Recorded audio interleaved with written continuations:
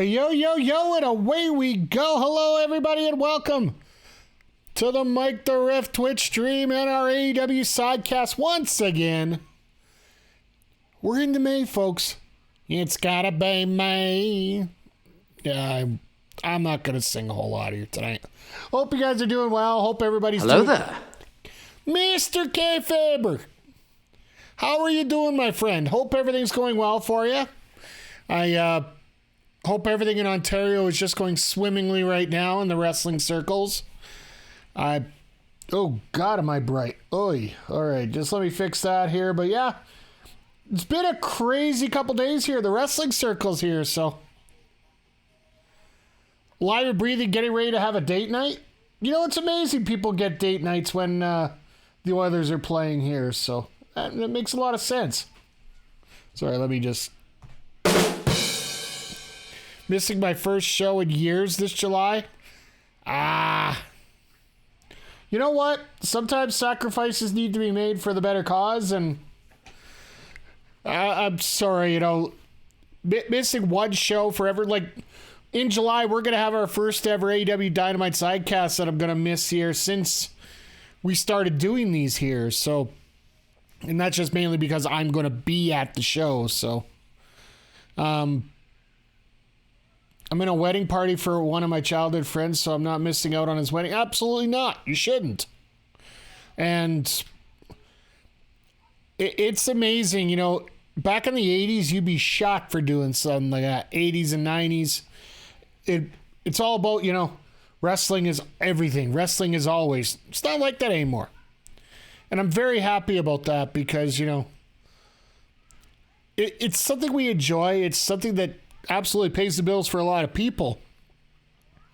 But you got to remember there's a lot more just outside of work than just the world of professional wrestling. So I'm glad you're keeping your priorities straight. Let's give you a coin for that one. But yeah, talk about people getting excited and having stories straight here. The news from reporting in for all-in tickets out in Wembley, 46,000 before the actual sales gone up. So during the pre-sale, the first day was 35,000. They're up to 46 now. I got a feel they're going to sell out that stadium. And as much as WWE tried to say that they sold it out with 92,000, they didn't. And they actually have the records to prove it. So we're probably looking at possibly a 70,000 people in Wembley Stadium for that card. And they haven't even announced a match yet. Worst start is I'm the last stop of the tour. This time vacation starts that day, so I can't even take the other. Dang it.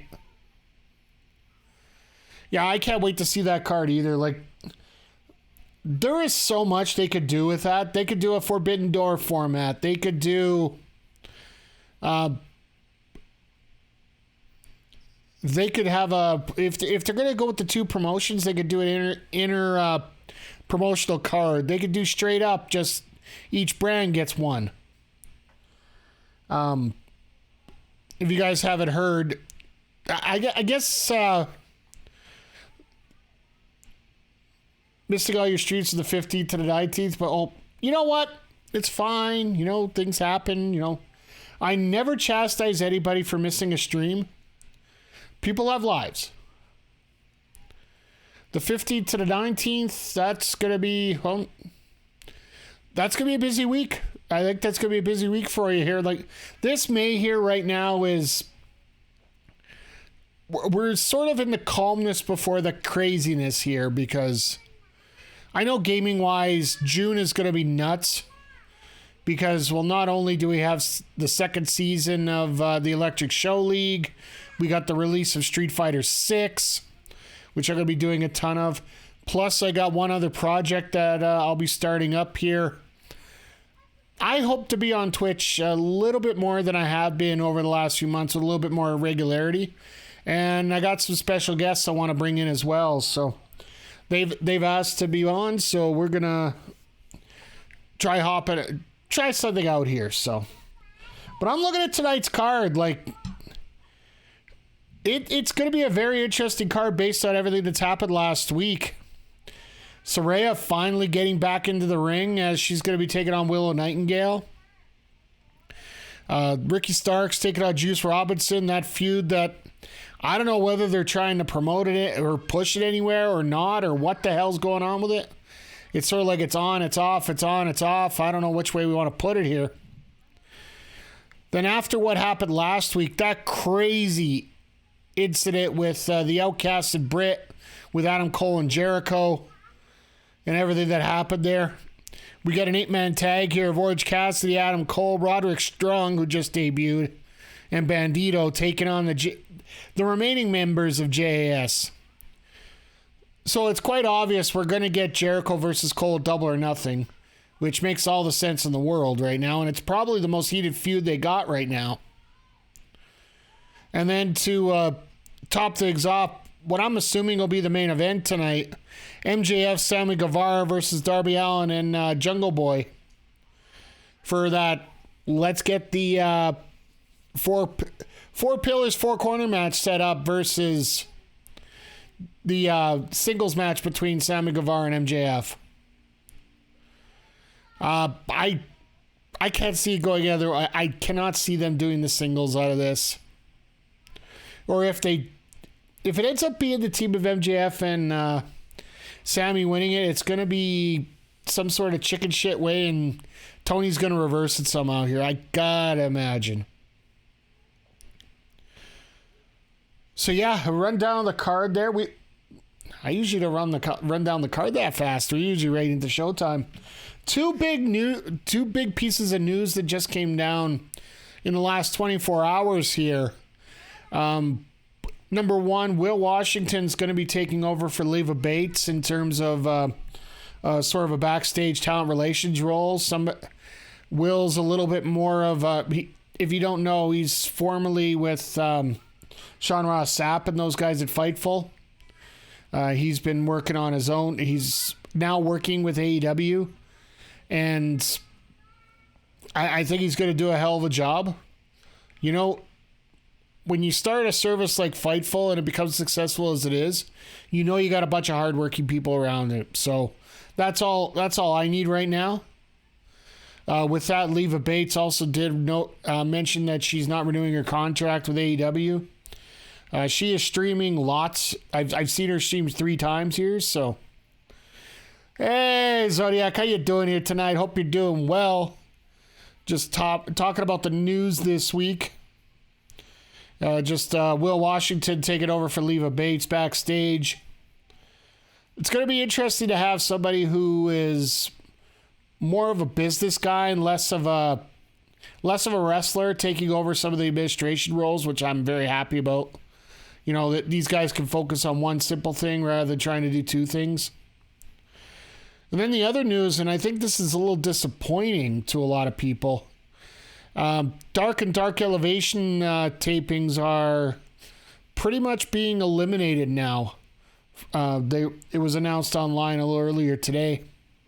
With the inevitable rise of AEW Collision coming up for the Saturdays, it's been deemed that all the online content for that will be available with Warner Discovery as well, whatever app they're on. I can't keep track of all these apps these days. I'm eventually going to have to, but either way, it looks like they're going to be getting rid of the Dark and Dark Elevations, so it's going to suck for a lot of the local talents. They're not going to be able to get an opportunity to work like they did in Winnipeg and in Toronto as well, because I know they had I know a lot of people are looking forward to going down for Double or Nothing, or not Double or Nothing, Forbidden Door in Toronto, June 25th. But that's not going to be necessary to work anymore. So maybe as an extra or something. But in terms of getting matches, well, nothing formally has come out. It looks the way that those matches won't be happening anymore. So, which is a good or a bad thing, depending which way you want to do it. Crowd's not going to get as burnt out as they were prior to. Because if you're trying to do Dynamite, you're trying to do Rampage, and you're trying to do Dark. Those fans were getting the pop that they should here. So as we're getting into the intro tonight. All right, we got... It's going to be an interesting show. They got to start getting their butts together and get to work on getting this card put together here for Double or Nothing here. Realistically, they've only got one match announced, and we got 3 weeks to go. By the way, I don't have the big poster up yet. I should have it here for next week. We are going to be hosting once again the AEW Dynamite we're going to be doing the watch party at Beercade YEG here in Edmonton here. So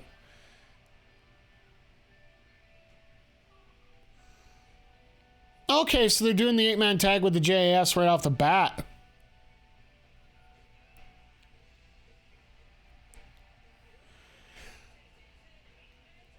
You notice it's interesting that they've decided to put Bandido and Orange Cassidy together now? Could this be... and I'm just speculating out of my rear end right now. And you guys feel free to let me know what you think here.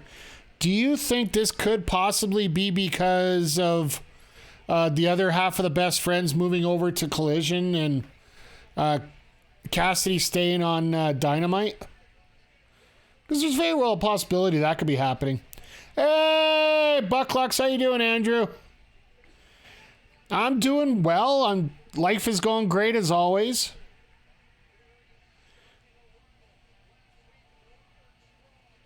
And let me just throw that up there. As the music's popping off, the lights behind me. So let's get things a little popping here. Choop!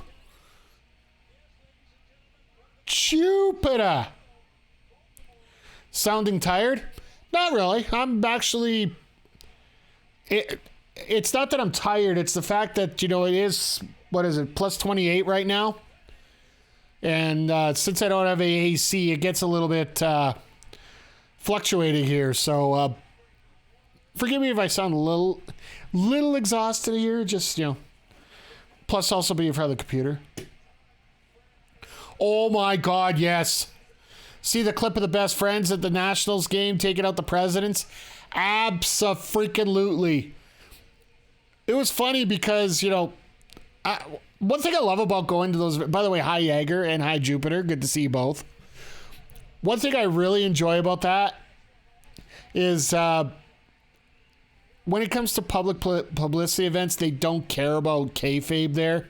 Because you got BCC and you got Best Friends who should be, mortal enemies and whatnot. They don't care. You just putting the president through a table. You got chairs being used by Statlander and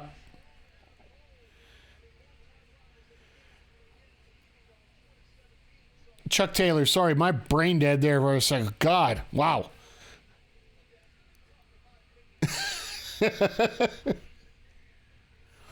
Adam Cole is super...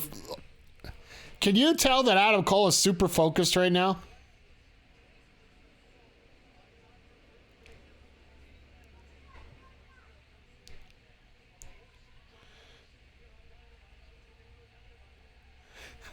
You got 2/3 of the pose going down here with Strong and Cole. I love this. Yeah, Jupe, I was actually surprised that you were around today because, getting ready for Saturday. You guys have a hell of a project going on, and I see the promotion you guys are doing. Absolutely fantastic job there by you and Shout and the entire PR department, which I assume is just you two.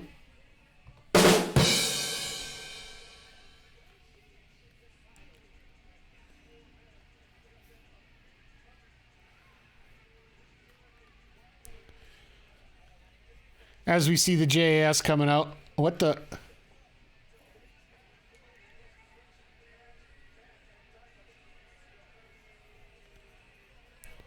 I know, it's going to suck that I won't be there, but I'll be there in spirit. We'll be chatting it up. I'm sure we'll be hearing enough about it going on. The white vests are leaving plenty of room for hot nipples. The Jupiter Appreciation Society? I think that should be everybody. Oh, and the Brit shirt. Did you hear about the controversy over Brit's shirt that's been going online today from non-wrestlers? There's been some people actually coming out against that shirt because it promotes domestic violence. Which my answer is, watch the freaking program. So does wrestling. Exactly. Like,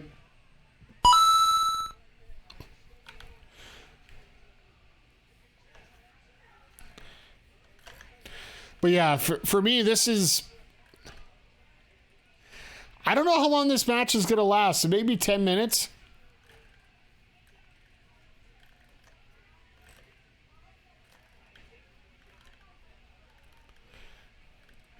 No, like I said, this is probably going to be... This is one of the problems I find right now with AEW and with Double or Nothing. The strongest feud you have on this show should be, with all due respect, your heavyweight title match. Whether it be your men's heavyweight title match or the women's main title match. One of those two should be your strongest feud on the card. And right now, I honestly feel that this one is. Maybe you guys can say otherwise. Like, tell me I'm wrong if you want. People who say the Brit shirt promotes DA would probably buy a Benoit shirt. Zodiac, you're talking to somebody who has a Benoit shirt.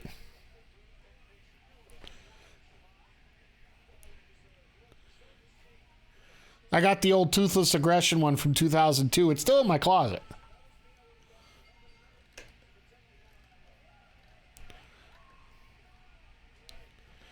I'll tell you right now, just watch it in the ring. Just completely shifting off topic there for a moment. Just look at these 8 here and just looking at the matchups we could get for singles matches. I would absolutely be all over having any of these groups put together here. Like Strong versus Garcia, that you tell me that isn't a perfect ROH match? And Jake Hager, Orange Cassidy, we've already seen, but I'd say Jericho versus Cole and Elite versus BCC are the two biggest feuds right now. Exactly. And for me, that's one of the things that frustrates me the most right now is the fact that the main title matches they just don't have that same as all the others. So I gotta ask you guys, right off the bat, he's a real diamond mine. Let's go. Let's go. It's amazing that all the members of Diamond Mine or the original members of Diamond Mine. Is it true that there's none left in NXT anymore? Because the Creeds were brought in later, I thought. But then everybody else, like Stokely's in AEW.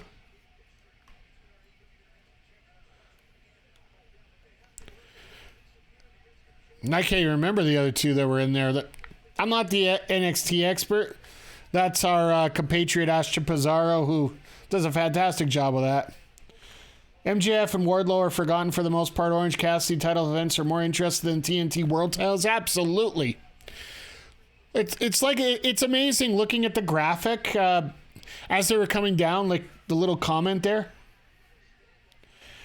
Well, yeah, Ivy Nile's still there. Yeah, maybe Ivy's the only one that's left from the original group.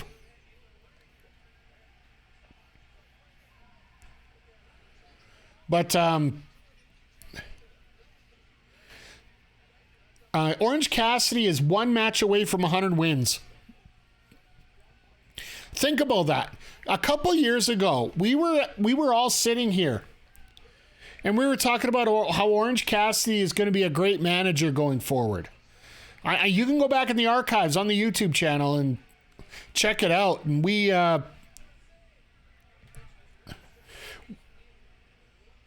all said, I think it was a pretty much consensus for all of us, that AEW was going to have Orange Cassidy as a manager there.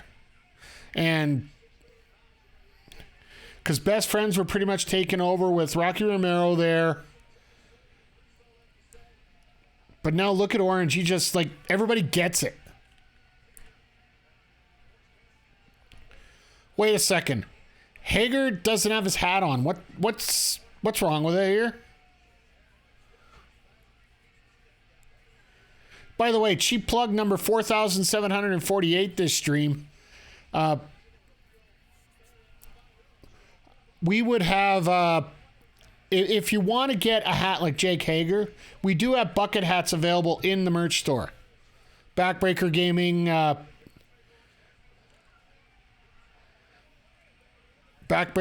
bucket hats, so feel free.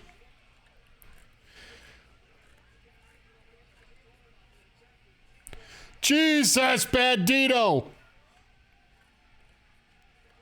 Should have got a bucket hat.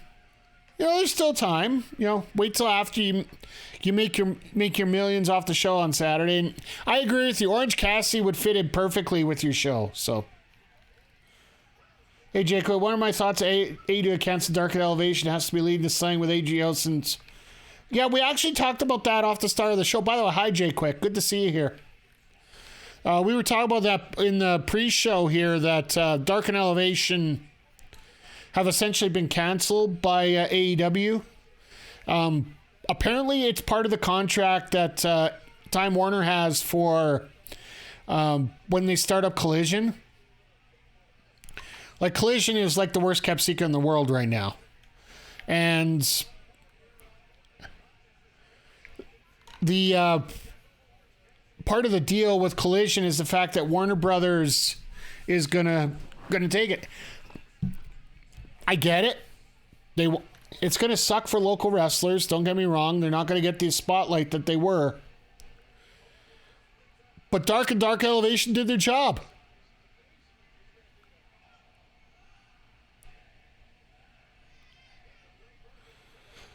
It was meant there to get more content for AEW out.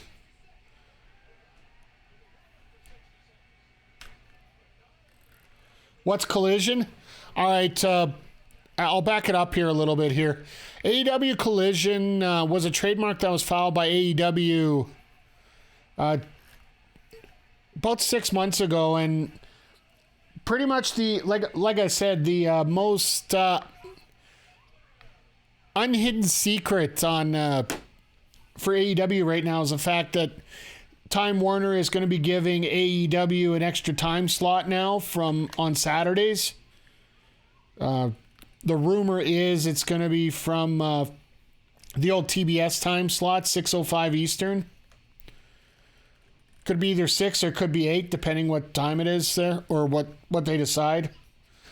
And it's going to be called AEW Collision. And this is where theoretically they're supposed to have the soft brand split, as they would call it. I don't think they're going to do an official brand split like the Fed's doing right now, because nobody has faith in that.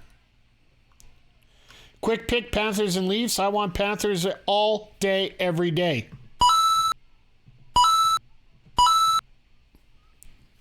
If you guys were here for last night's stream, I do have a Florida Panthers 1993 jersey. So that would sort of fit in with your WrestleMix show there, Jupiter. So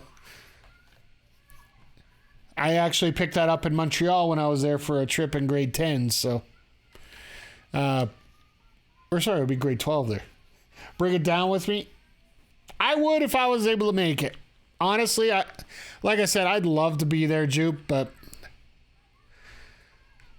I'm assuming that you're getting Max or somebody to, or Jester or somebody there to videotape it for you. So.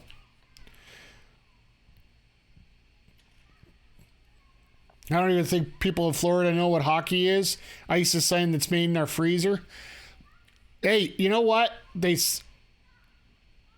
John is on video. Max and Outlaw are on camera. Nice. All right, good. Glad you got that taken care of. I was gonna say if you need one of the boys to take my gear down for you so you can record the show, it's always sitting here. So, well, at least for the time being, until I start selling stuff off here. But anyway,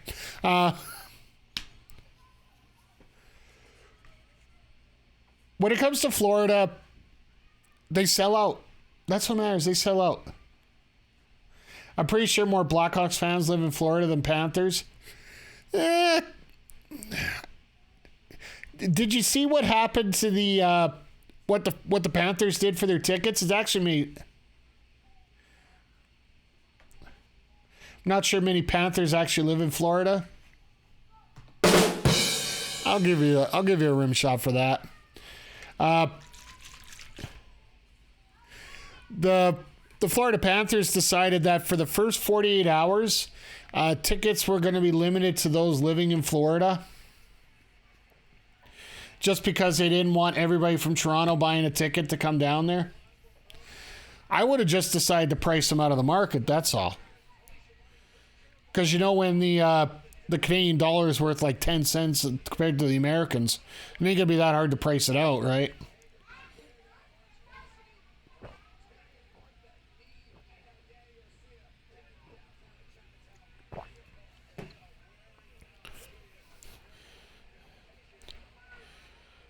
But I like the fact that this match is getting the time that you pretty much need right now, because I'm looking over the card for tonight and I don't see a whole lot in here in terms of extra matches.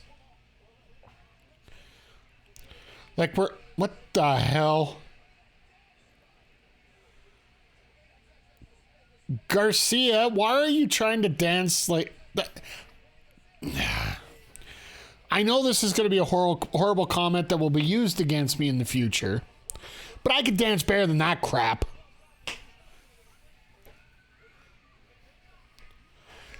But I guess out of everybody in the ring right now, I guess you would put Orange Cassidy as the guy taking all the beatdown on this one.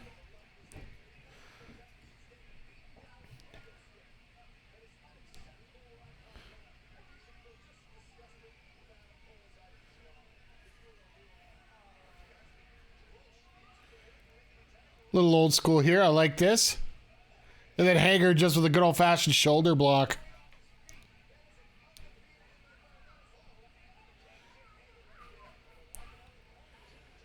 AEW still not announcing All In as a pay-per-view. Has to lead it beat on Max.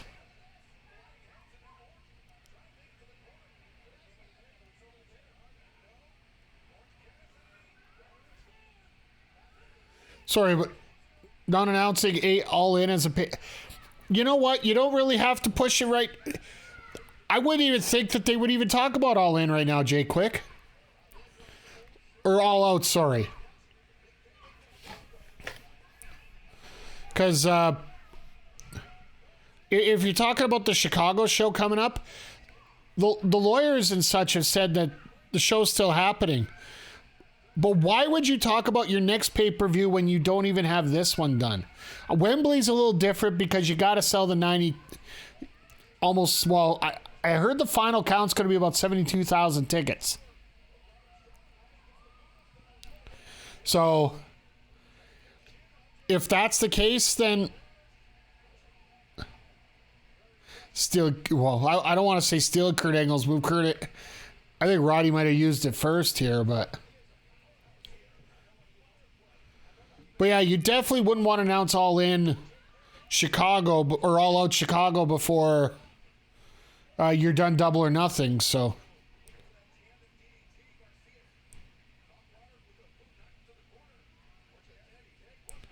all right, that was a little awkward. One thing I've noticed about Orange the last couple weeks, he has been getting into a position where a couple of his matches have been a little awkward. Like his match with Bandido last week, the second half of it seemed to just be a little off, if you ask me. All right, here comes everybody with their high impact.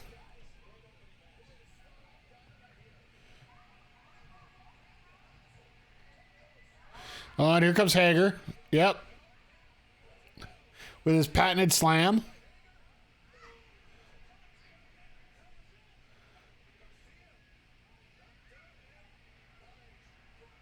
Oh, Garcia, you fool.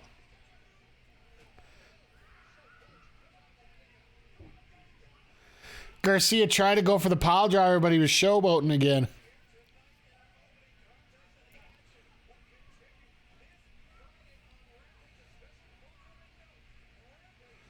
Okay, so Rampage starting early again. That's definitely because of the it's the NBA playoffs that night. So I know that they moved the NHL playoffs because of the NBA playoffs.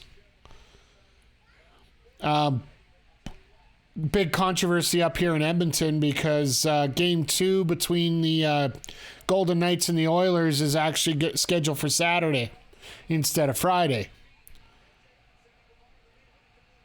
Because normally it goes every 2 days, right? But because of TV in the States, they've actually moved Game 2 to Saturday. And Toronto versus Florida Game 3 is actually moved to Sunday because of that as well. Because they only wanted to have the one Canadian team per night.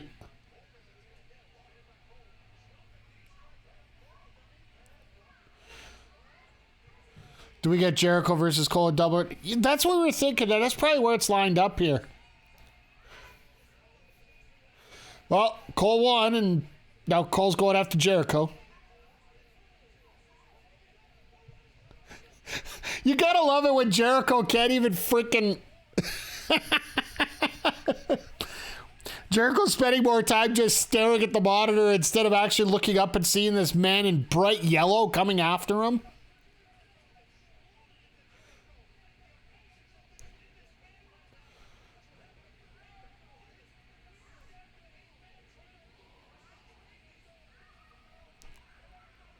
You don't want a Leafs-Oilers final, guarantee a native cup? What are you talking about? You know, the Leafs never... Toronto's never claimed to be a Canadian city. And I will die on that grave right there.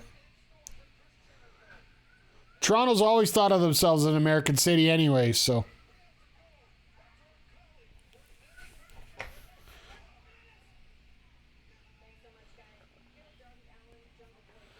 I'd rather Toronto win than Edmonton. You idiot.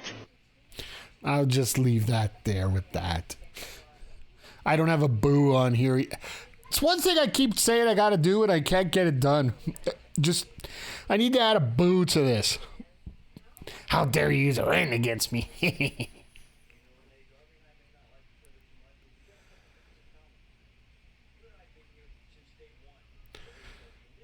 That will be a huge match for... Well, you know what? That might actually be a huge match for both.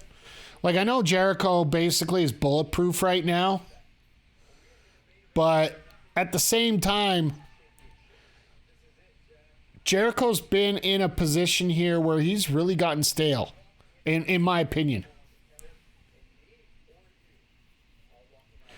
I wish Perry would stop trying to act intense because his intent... You're giving him credit for a 2? I'm giving him teleprompter intensity. Like, that might be maybe a 0.1.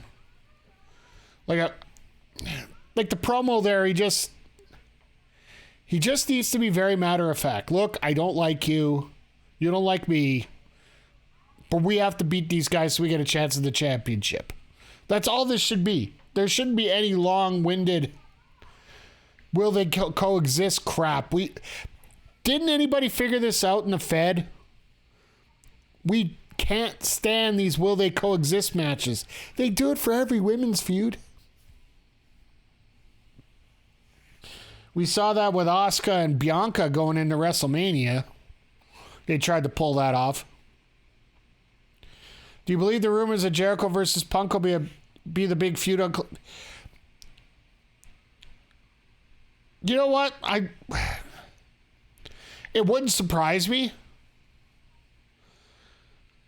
I could totally see why the Elite don't want anything to do with Punk because, well, frankly, Punk hasn't shown up yet. Punk hasn't shown up. Punk hasn't said anything. Punk hasn't... Like, don't get me wrong. I don't think that he's the only... He's not the only bad person in this whole situation here. I will never believe that one person is solely at fault in situations like these. It's to what degree each one has an issue in this problem. But at the same time, if you want to resolve it, you got to get together and fix it. I think Jericho is willing to make money with anybody. He's old school, and even I know that keep it at 100 with Conan. Conan was talking about this, and basically said, "Look, back in my day in WCW, we'd have everybody in the room and we'd settle this because it's worth the money. This feud is worth the money. We got to get this settled so we can have this money match go on." Because CMFTR versus the Elite is a match that everybody wants to see. Do I think we're going to get it? I don't know if the Bucks have enough. I don't want to say chutzpah because I don't think it's really on them to. I think it's more on them that they need to step up and simply, work on getting along with things on this. But at the same time, I don't blame them for not wanting to continue to deal with this stuff. I love how, the set's completely destroyed now for the announce team, so they got to show that. That's going to be a lasting image throughout the night here.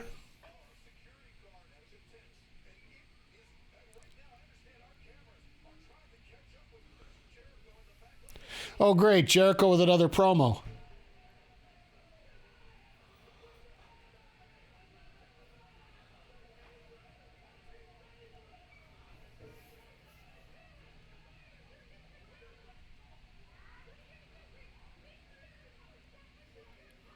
I think Punk could eat some crow, so will Omega. I think all three of them will.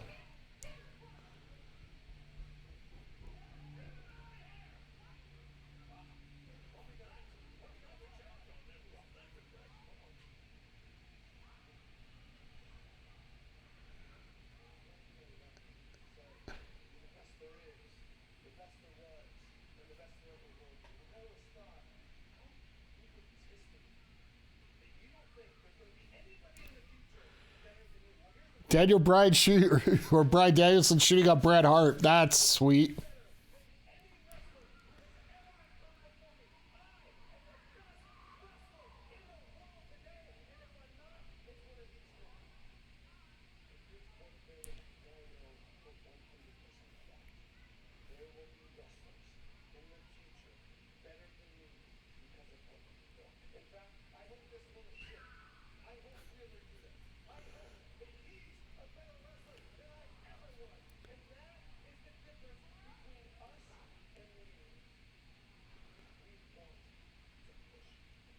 Okay. I'll be honest, Jay Quick, I don't know.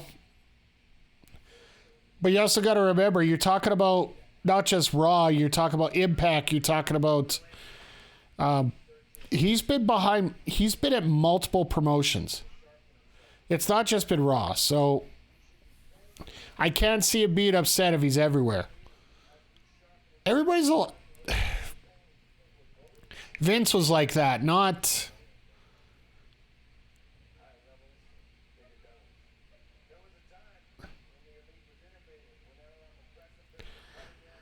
Oh, good old Mox. One thing I enjoy is the fact that these guys not only can. What the hell?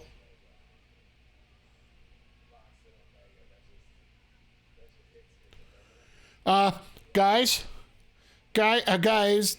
girls, guys, you see what's on the screen right now? Omega Mox in a cage? Yes, please. Yes, please.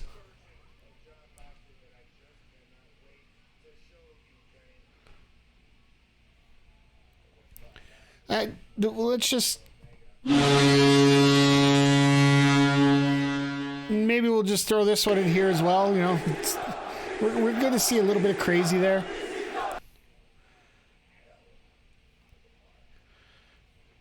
Vince thought there were no other companies. No, that's what the public perception was. The fact that, you know, people like Kip James and them were got in trouble for being at Impact while signed to the Fed. I'm sorry, but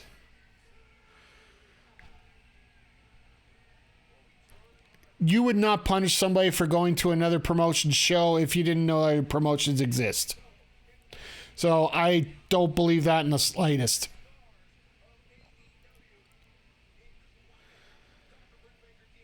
So we finally get to see Saraya in the ring for the first time. I think this might be the first time since that match in the match at the Crypto.com arena back in January.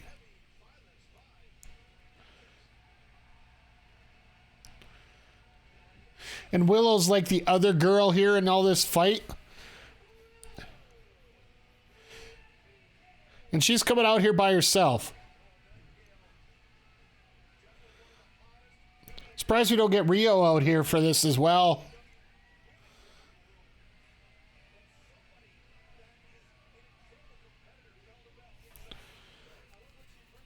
Hope they have ambulances in the hospital at standby for the Omega Mox cage match. I'm pretty sure that's the fact. But also, I think that's going to be a startup to Stadium Stampede type match at the pay-per-view.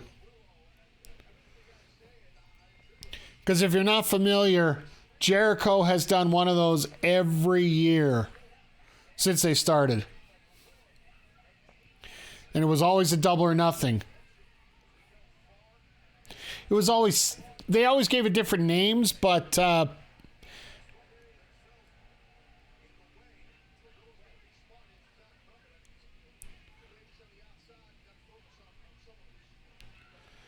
I want to see how much Saraya has in the tank here right now in terms of what she does in this match.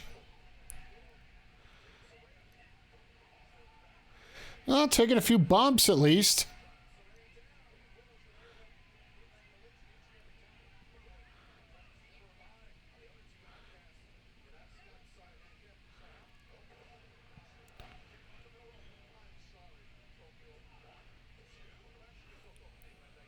Sure, Britt and Hayter interfere after this match. They're very well... Unfortunately, it's a very, I would say, straightforward storyline they've been doing lately when it comes to this entire feud. Which I hope at Double or Nothing sort of takes another step. I don't think they're going to get rid of this feud entirely. My personal feeling is Saraya is going to end up with the AEW Women's title. And it's going to be up to Britt to chase it back and get it.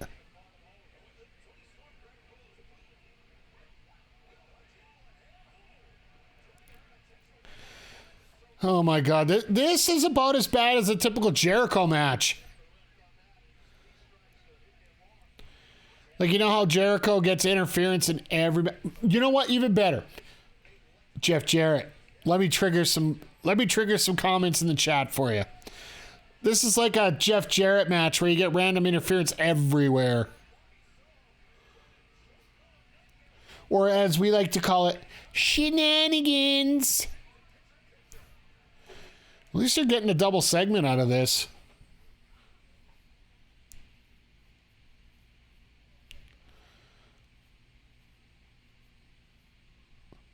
But at least, you know, if they're Saraya, at least they're making her a serious brawler here. So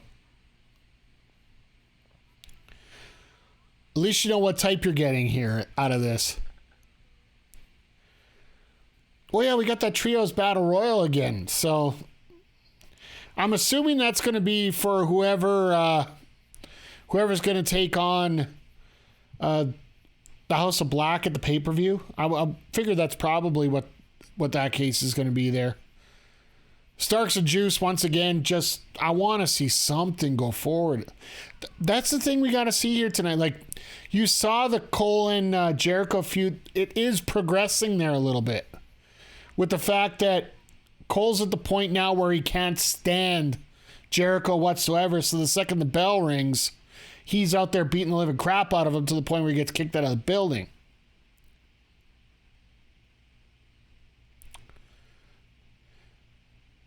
The fact is, we do know that Britt's here.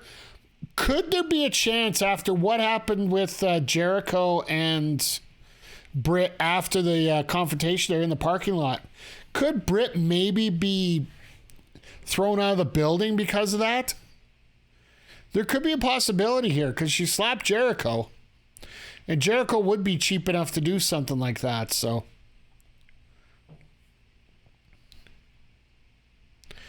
And once again, more shenanigans.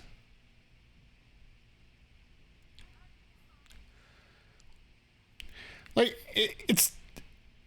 After an angle with Cole and Britt, I thought we were going to get Cole and Britt versus Jericho and Saraya, Double or Nothing. There's a possibility for that.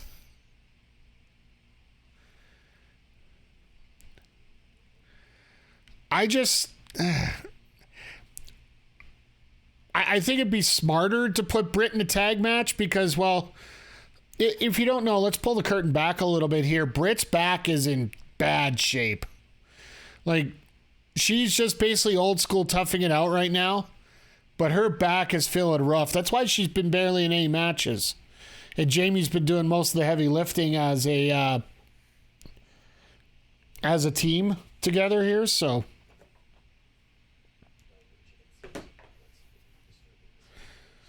That was a rough spine buster, to say the least.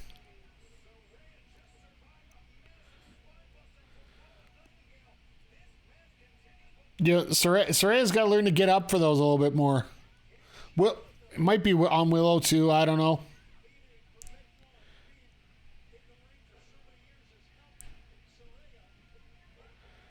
Oh my God, no. Ref, don't check the shoulder and then just say, fuck it anyway. Oh, and there's the page turner.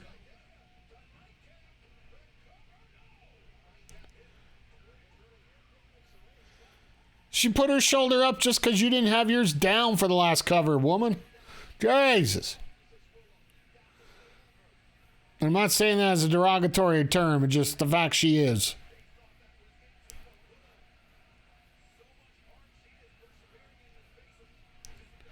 I gotta say, tonight's sign game's a little weak if you see, like, from what I've seen on the main camera so far. If you guys seen any good signs, let me know here. Oh, there we go.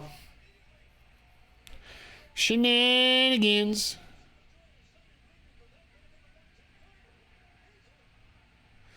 And the funny thing is the ref can't hear any of this. Jesus, Ruby. There's a concussion waiting to happen right there.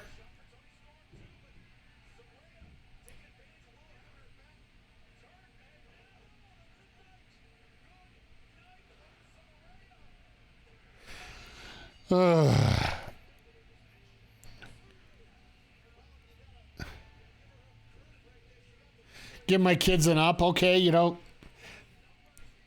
For me, this just...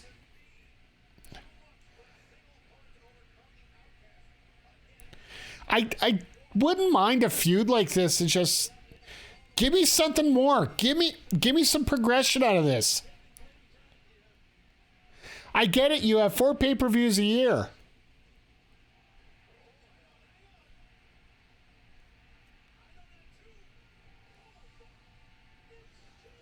All right. Well, Sheeta's back.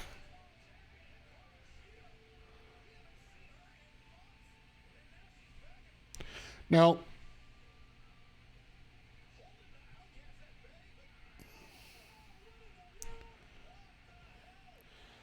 Okay.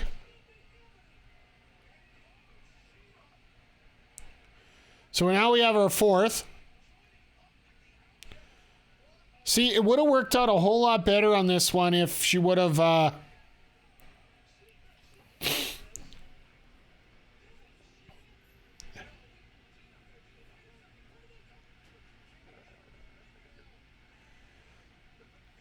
Wait a second.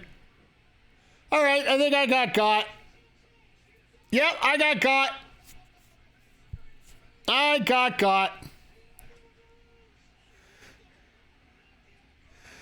I'll admit it. I like getting got. That.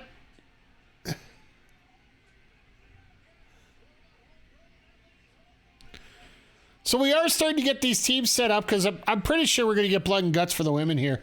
Where was Shida before? She was the Stardom. She was in the Stardom circuit out in Japan.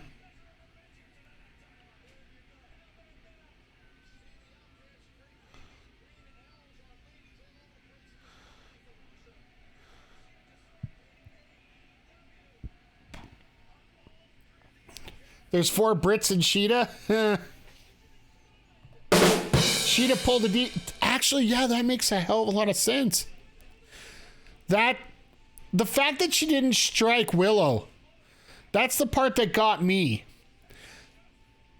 Like, it looked confusing, but here's the thing. When you have bad booking going into this, you pull something bad like that without... It sort of dampens it and sort of sucks you in just a little bit more. But now it looks like Britt's got 5. Because you got to remember Riho as well as part of this little group here. You got Willow, you got Shida, you got Willow, Shida, Riho, Jamie, and Britt. There's your 5 for that side. Be interesting to see who we can get for the other side here at this point.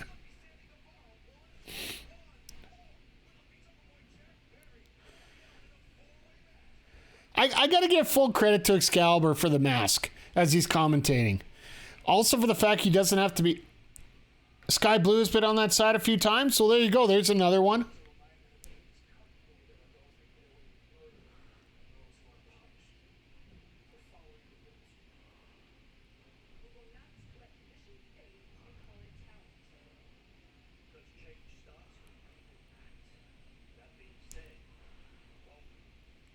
Anna Jay and yeah, maybe, but Anna Jay's actually in. Anna Jay, I think, is playing a face right now in a feud with Julia Hart right now.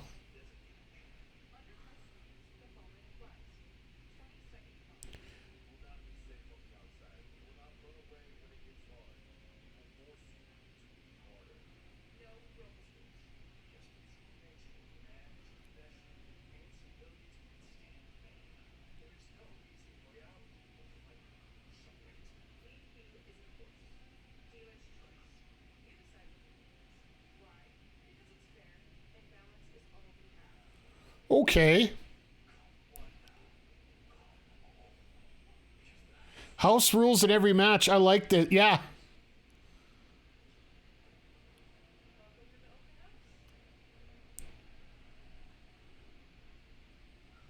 Okay.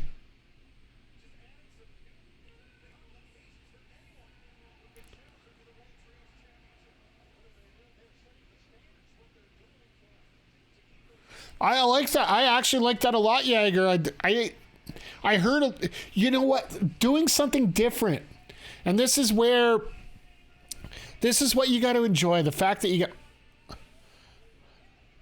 you know what, if you don't get Pac, Vikingo is a hell of a replacement.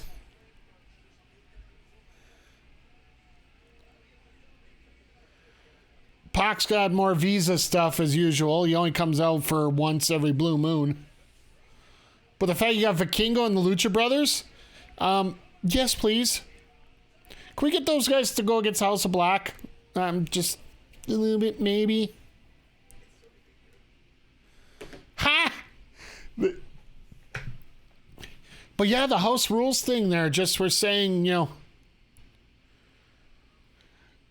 be surprised AEW doesn't start announcing matches for Double or Nothing. Like, I'm assuming that that's where we're starting to get to tonight. Like, we might not get anything tonight, but we're getting we're getting the signs where we can pretty much figure it out right now. Because it looks like we're pretty safe in saying it's going to be Cole and Jericho. If we're not going to get... Wait, Vikingo's now with Lucha Brothers? Yeah, like, they just came out. They're the trio for this matchup. I'm like, yes, please. If we're not going to have Pac, let's get Vikingo. This is the definition of Fire Pro Wrestling. Let's just go nuts kind of thing.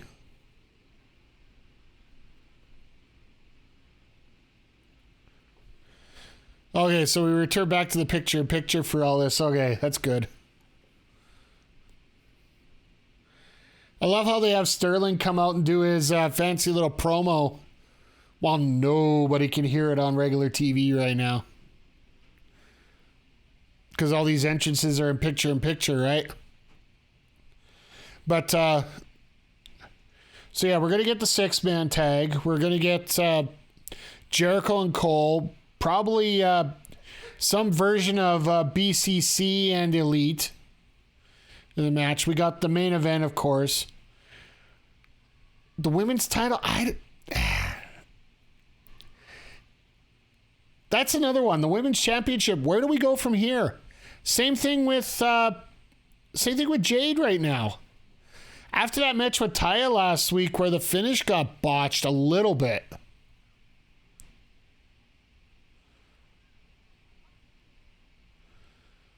So happy to see the Dark Order back on the screen again tonight.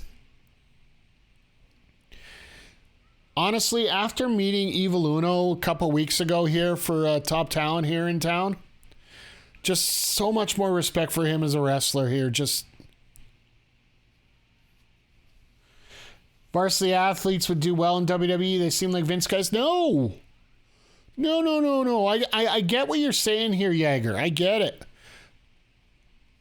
But Vince always thought that Nice was too small. That's why he was stuck in that little cruiserweight division. I don't want to disagree with you, but at the same time, he had him. He got rid of him.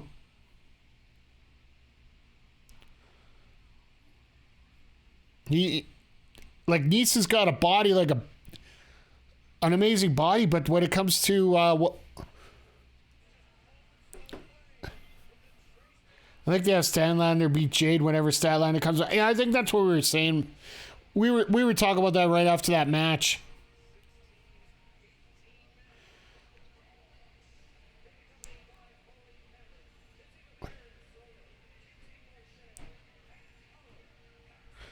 So is this, like last week on QTV, Powerhouse Hobbs threatened Marshall that he needed to get that gold back around the waist of Hobbs? Is this really the way they want to do it? Sammy sleeps in his panda costume. I like that sign. Somebody... Oh, here we go. I didn't know this was coming.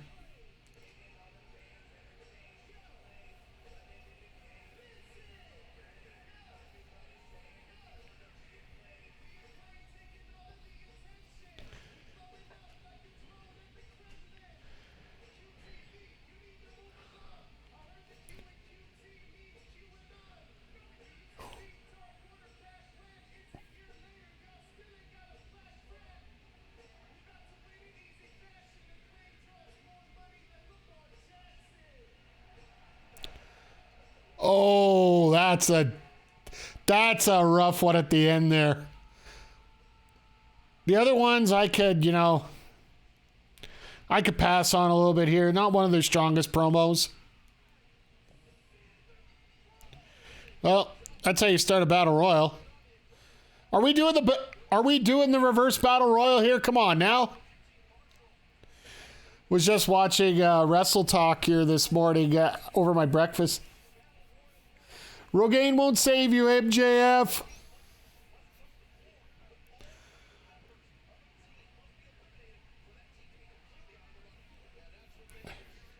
No, when you start talking about the Kremlin and QAnon, I'm like,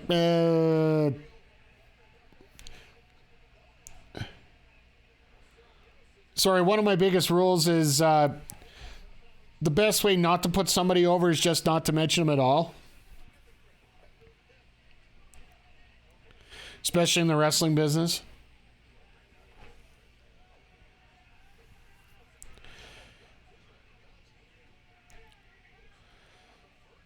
Oh, and there we go. There's Ari Daivari going saying goodbye. He would be a great Vince guy. He got eliminated first. Oh, and Solo's taking out Evil Uno. No.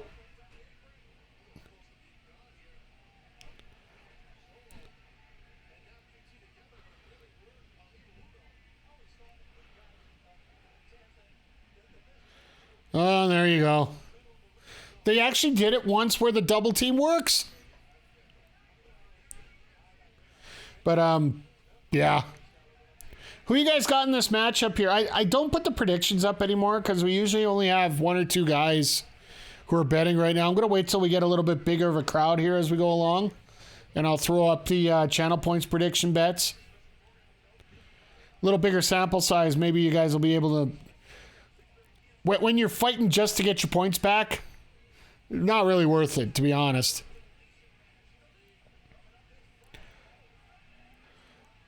Well, there goes two varsity athletes, thanks to Phoenix. Now, here's another hot take for you guys. I know a lot of people have said that Phoenix should get a world title. I think Phoenix is one of the few that does not need a world title. He's basically like The Undertaker. He's an attraction without ever needing a championship.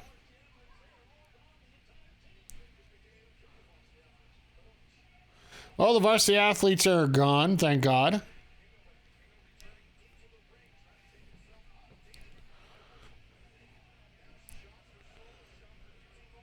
So I got a feeling the Four Pillars tag is going to get some time tonight.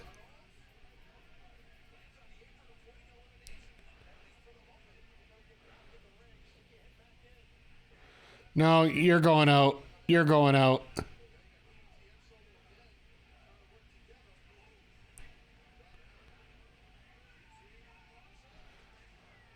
Well, QT going for the good old-fashioned belly bump to knock him out. That's always great. And there goes... Ha! Ha! Ha! And Hobbs is pissed.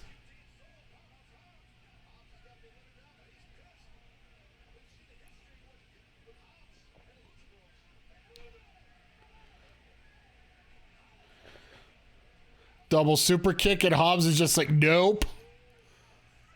Screw both of you. Let's go.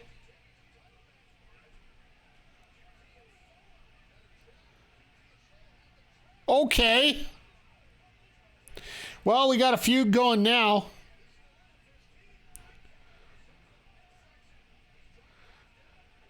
Jesus. Let's go, Vikingo. Uh-oh. Through the second rope. Okay, I like that.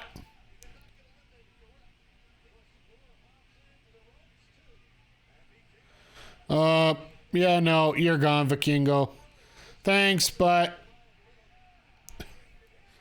Yeah. Vikingo's so small compared to everybody else in the ring there. But I love how fast... Oh, God. Here's a Haas fight that nobody ever thought they wanted.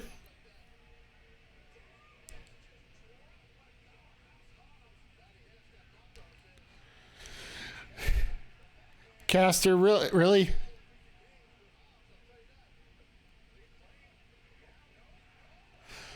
Oh, thank God the Acclaim got over in time. Hobbs took himself out on that quick run there, and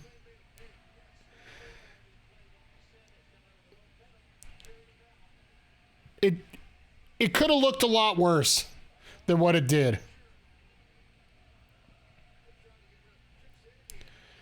So who do we got left here? We got the Acclaimed, we got Butcher, Blade, and Sabian.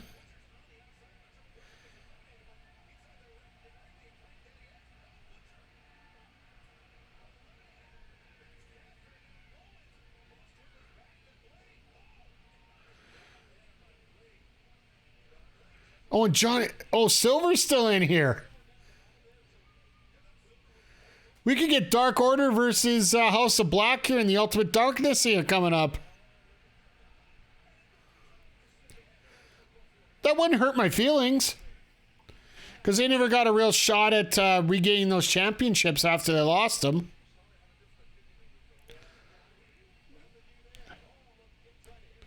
Even though it is a different combination now without Hangman Page, of course, but...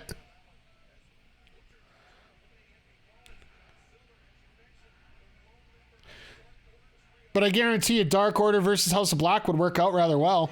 But I'm better than you. What? And you know it.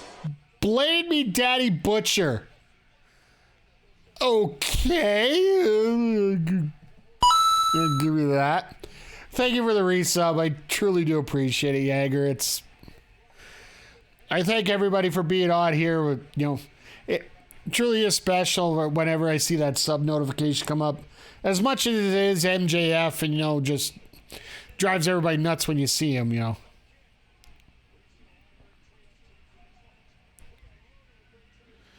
I like the fact that I don't have to replace it now because it looks like Punk's coming back, so... Well, there goes the Dark Order. So are we going to get the Acclaim versus the House of Black?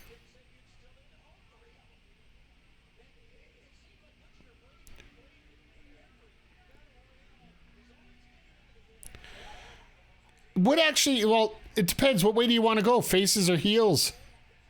Which way do you want the House of Black? Is House of Black the ultimate heels, or are they... Because they are acting like the final bosses, that's for sure. Kip being smart. Oh, I thought he was just going to sit back and let everybody else beat each other up here.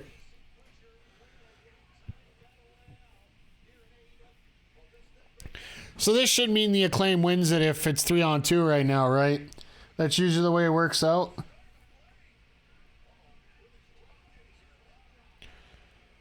Billy Gunn still doing the inside out. Oh, hell yeah.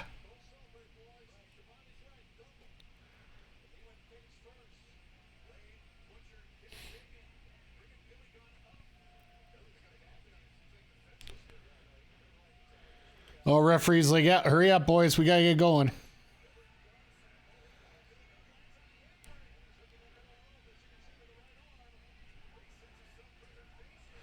All right, get rid of one. Save your partner. There you go.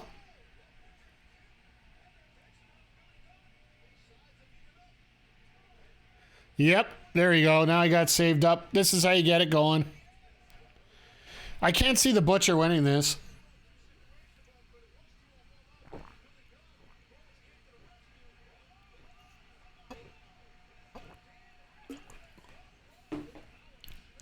Attaboy, Bowens.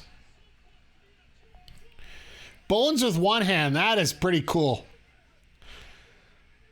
The grip strength on that hand is... That's got to really turn out... Oh, there we go. I was going to say, that was set up for a Famouser right there.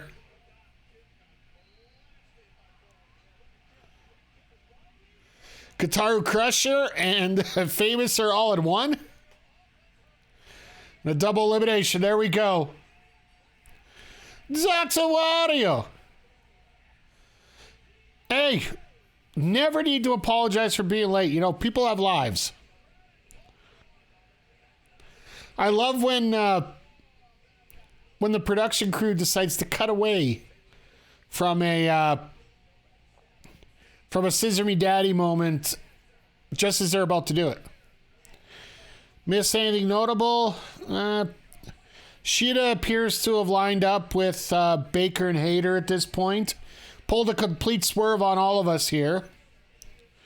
Did the whole DDP join the NWO skit. Adam Cole got chased out of the building after he beat up Chris Jericho after winning their 8-man tag. The Acclaim just won their opportunity to take on the House of Black. So we're going to get the Acclaimed versus House of Black. And House of Black's introduced the house rules. So they're actually looking at, try to set the rules and make sure that, there's no excuses for anybody, right? What else? No, that's pretty much it right now. We've been chatting up about how Dark and Dark Elevation are being removed now.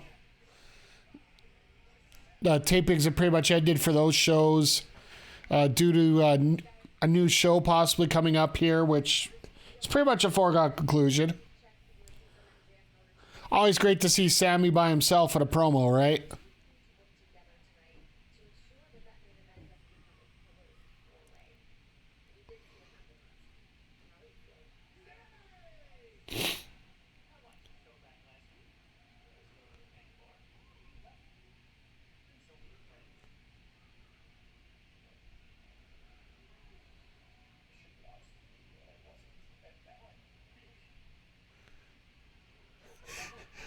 God, I love Renee.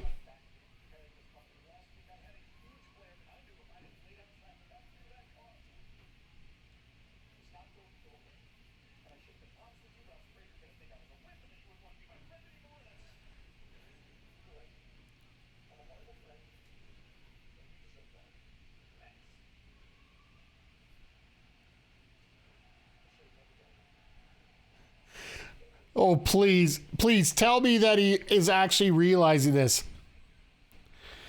MJF really got that orange spray tan in his head, yeah?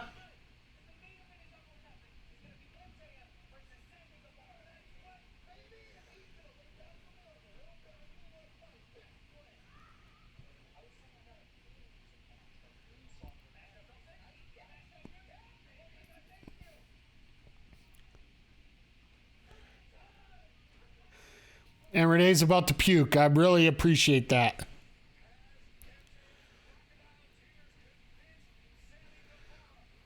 You could tell Sammy doesn't believe a word he said, right?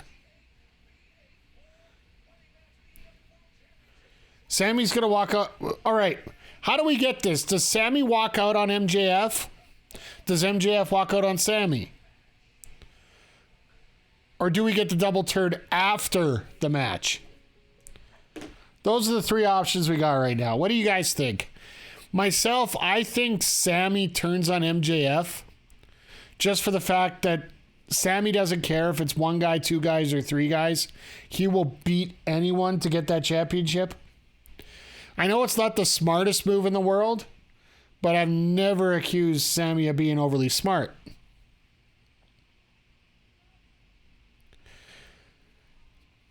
Rather than that, we got Wardlow coming up in just a moment here.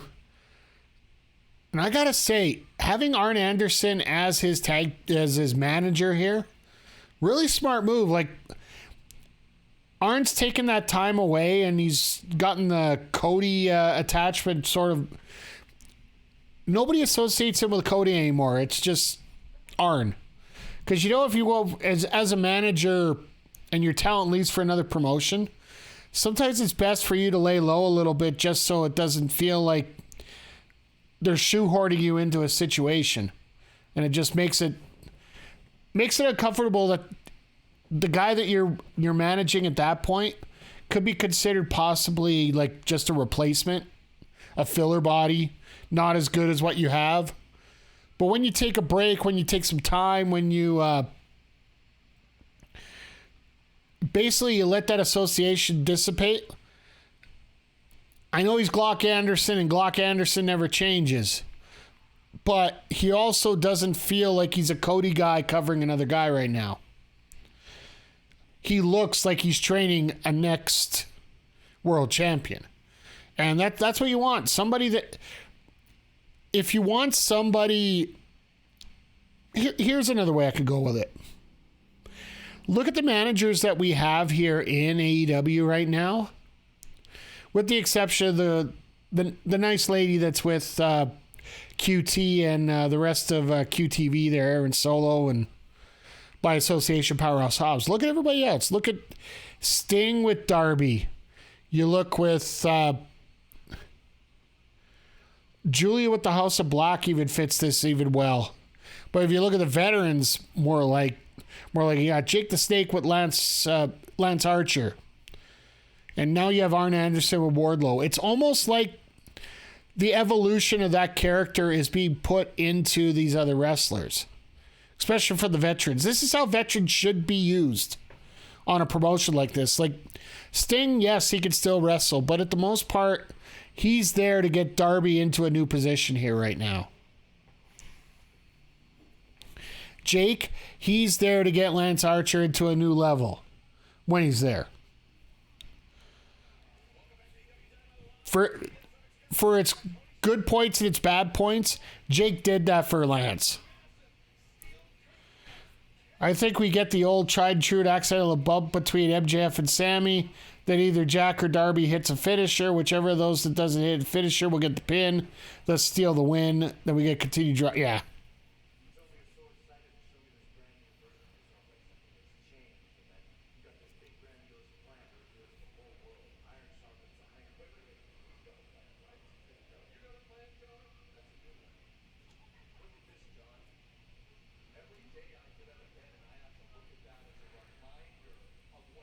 We saying age veterans aren't supposed to come back randomly for a huge payday and beat the world champion with 19 spears or whatever?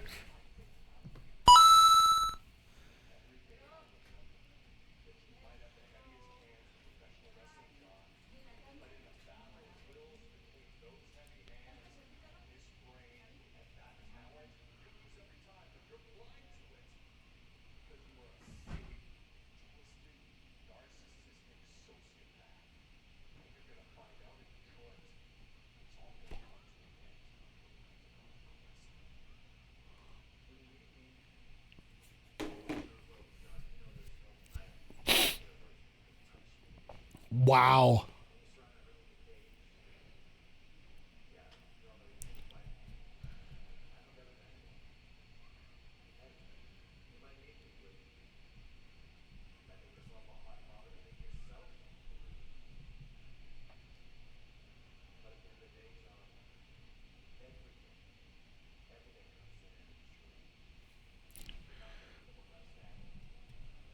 Okay, he's like, I was talking about whatever. No, I don't think so.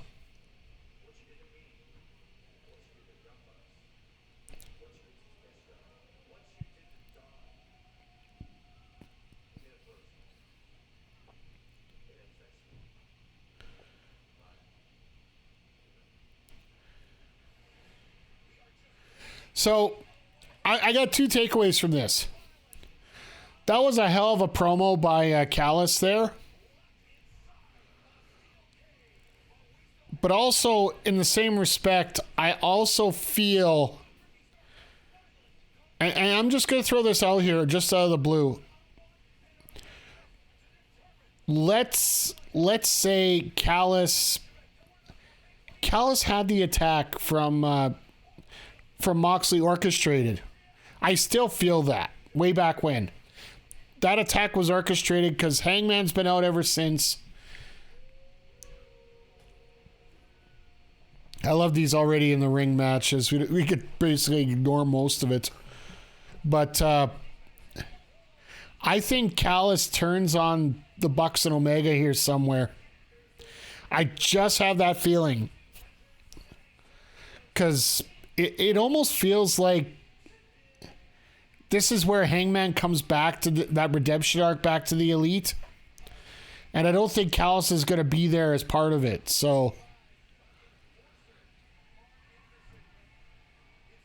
And the fact that Callis is that carny that he could do something like that.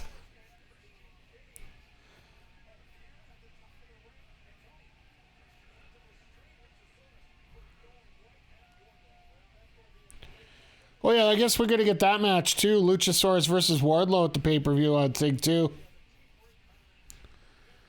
Would make sense.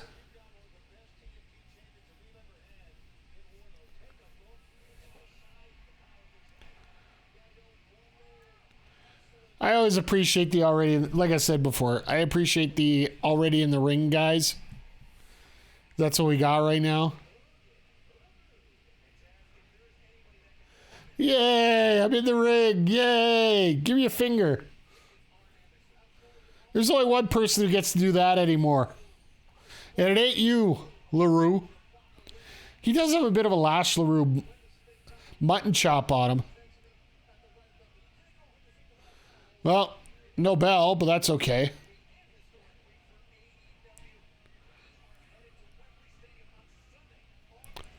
Yeah, this crowd ain't giving two hoots about this match.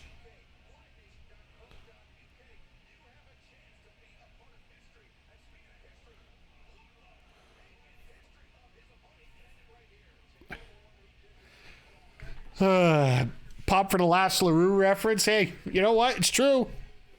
You did have the bit, just from that camera angle, you did have a bit of the mutton chops there. All right, there's one. There's two.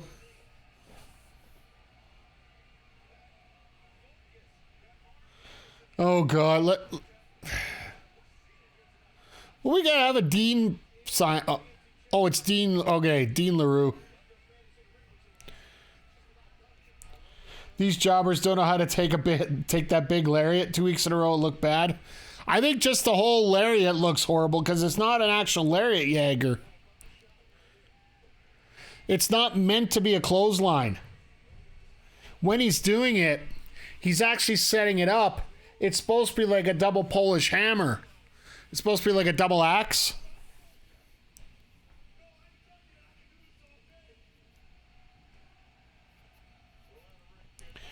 It just looks horrible.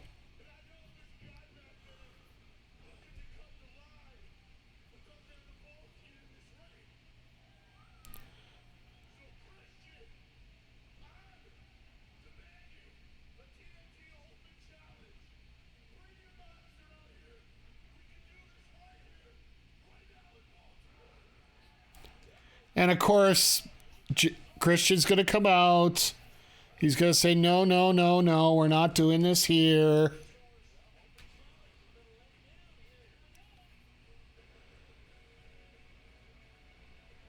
Yeah, he's got a mic in his hand. We're not going to do this here. We'll do it at the pay-per-view. Blah, blah, blah.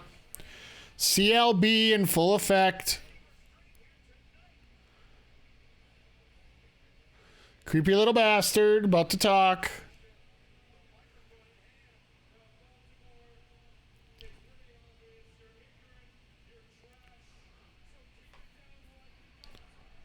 Well, they are Ravens fans, so I do understand where you can talk about them being trash.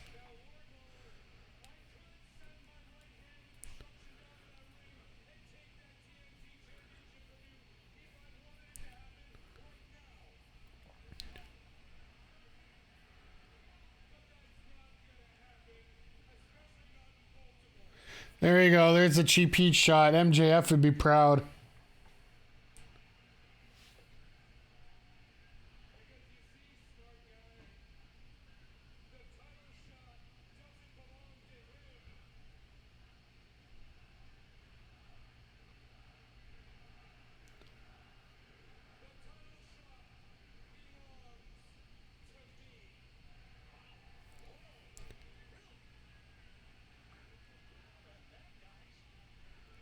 So Christian wants to take on...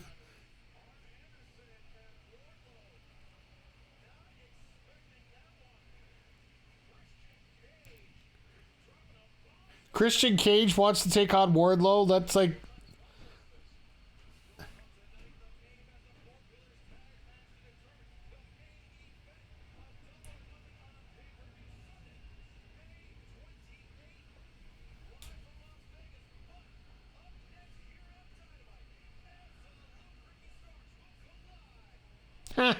Sorry, I just checking my emails real quick there. We had Xbox just sent me a research poll here. Fortunately, they sent it to me in French. Parlez-vous français? Je parle plus de français, but I speak a little French, but not enough to answer an email, so... Yeah, it's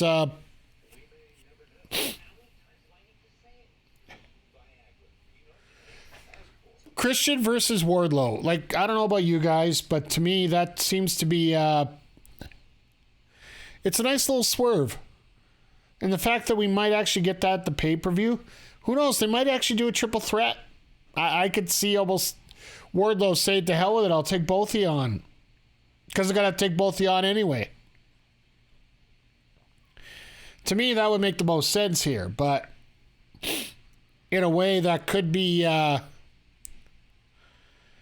it could also be that they're going to carry on the feud that way too, so.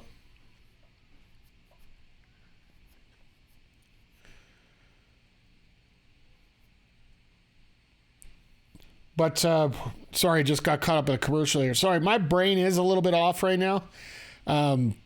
We have been getting some wildfires up here, and being an asthmatic, sometimes your brain gets a little bit foggy here right now. And I have been, I don't talk about it a lot as we go along, but I don't know if you guys have heard of long COVID. After I got that COVID burst during my birthday down in when I went to Raw, a little bit of brain fog sort of happens. So sometimes if I get a little tired, as some people have been asking, my brain starts to go a little bit all over the place here. But I do have a lot of thoughts going on here, so I just try to put them into words here. So it's always great. Thank you for sticking everything out here. But yeah, let's get back on topic, because I wanted to get that out real quick here, just because, you know, some people are wondering why you're so silent here. As we're going through here, like, we're looking at this Ricky Starks and Juice Robinson feud as well. It looks like we might end up getting the rematch of that tag team match we had on Rampage last week. I think that might be the smartest thing to do in this case, with Sean Spears teaming up with Ricky Starks, taking on the Bullet Club with Jay White and Juice Robinson. Because I don't know if there's anybody that's been suffering more thanks to the MJF feud than Ricky Starks. Since the MJF reign started here. Because Ricky was the first challenger for MJF. And I'll say it before, I'll say it again. I said it on that podcast, I'll say it now. That match was an absolute dud.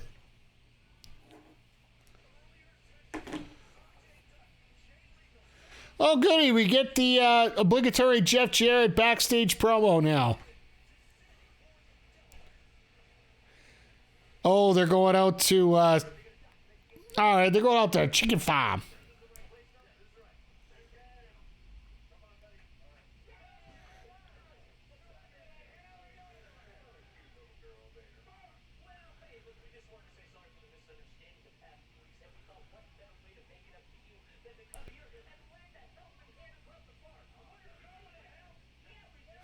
Oh, God. Look at Sanjay in the overalls.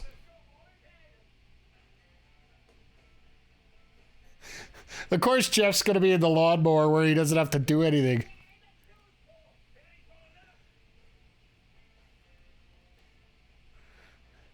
You see Sanjay with that, or the Satnam with that chicken in his hand?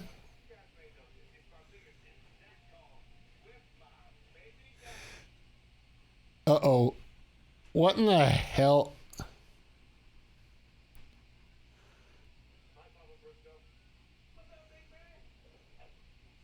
Papa Briscoe.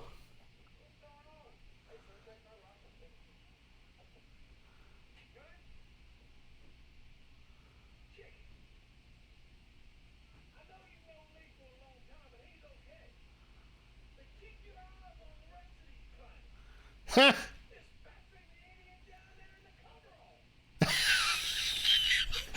Fucking Sanjay. Oh my God.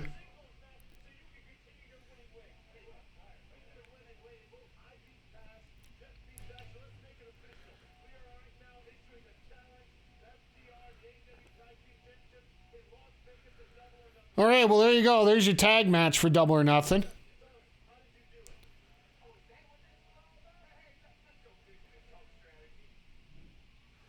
Okay.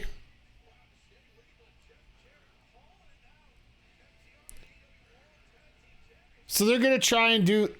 Okay, that's an interesting setup. Now they're going to try and use Mark Briscoe to get through to FTR.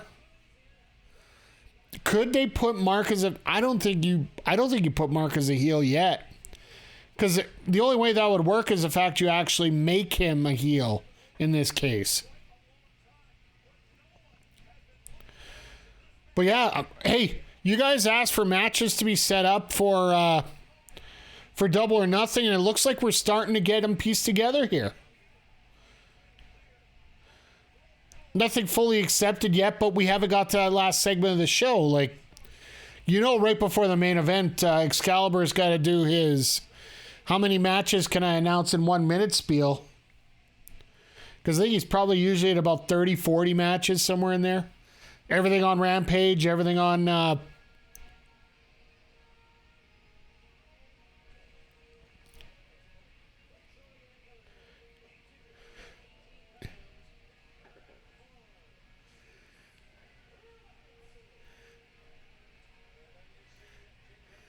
All right, Rock Hard Juice Robinson. That's a hell of a name. Mr. Tony Storm. Well, I hope he could earn the moniker. That's all I'm going to say about that right there.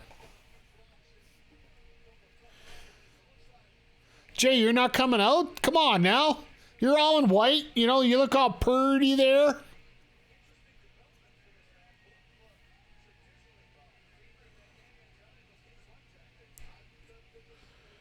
Oh, don't worry. They're talking about always going to the back.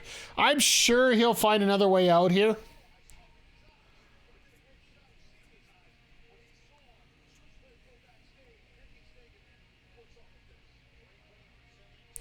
Yeah, because somebody else is probably going to come out and make another issue of this.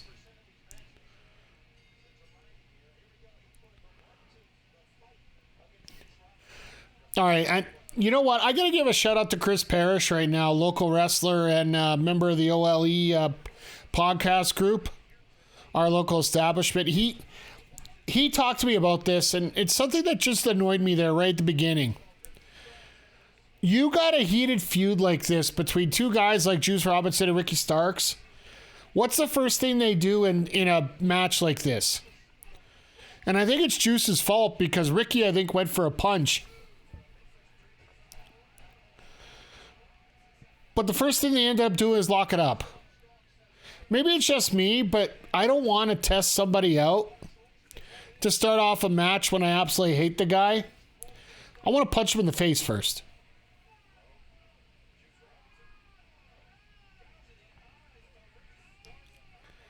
Ah, the good old rake of the eyes on the outside. What is that mark on Starks? Holy crap. Like right on...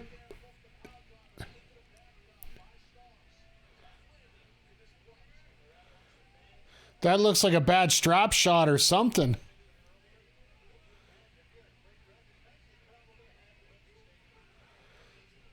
Well, I guess he was bandaged up for a little while here before that. Pretty logical. Yeah, like... I'm trying to be, somewhat straightforward about that, but just drives me nuts when I see something like that.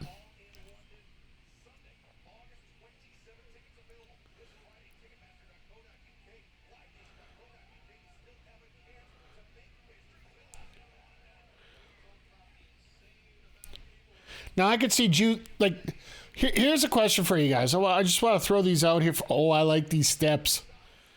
In AEW, the steps do not come in two pieces. So people are not using them as weapons. They're using them as obstacles. I can truly appreciate that.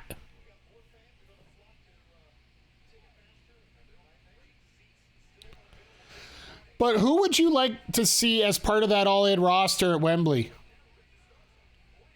Like, we have the normal roster here. Is there anybody in particular you want to see as part of that?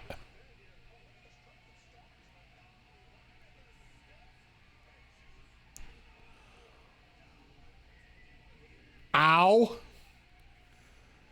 At least Juice went down flat. Well, I will say that. That had to hurt like a son of a you-know-what right now.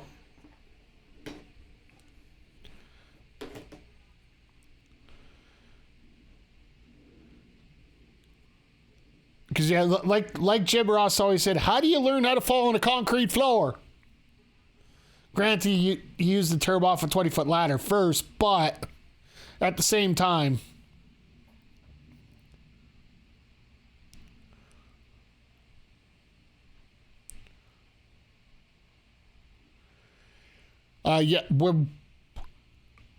for me, I think Will Ospreay is pretty much a given that has to be on that card for All In. Just as I was asking earlier, who would you think would be on there? Will Ospreay, I'm pretty sure would be a guarantee on there. If the Grizzly Young Vets would actually get their release from WWE, which they won't, they've already said they've been denied. They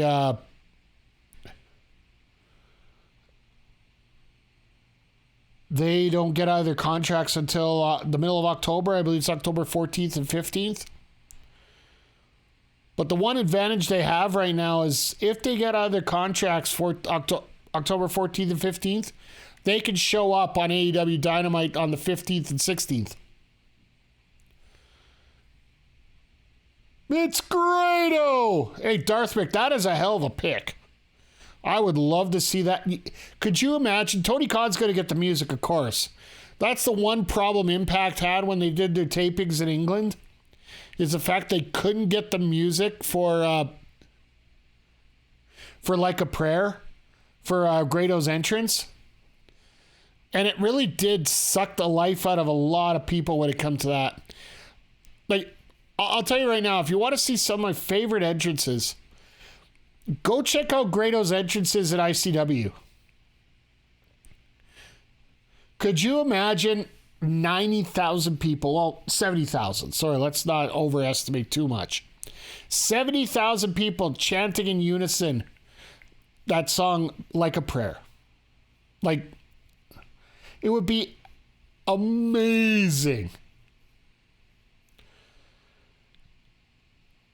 But I'll say this right now, that I know that he was drafted to Raw or SmackDown. I think it was moved over to Raw.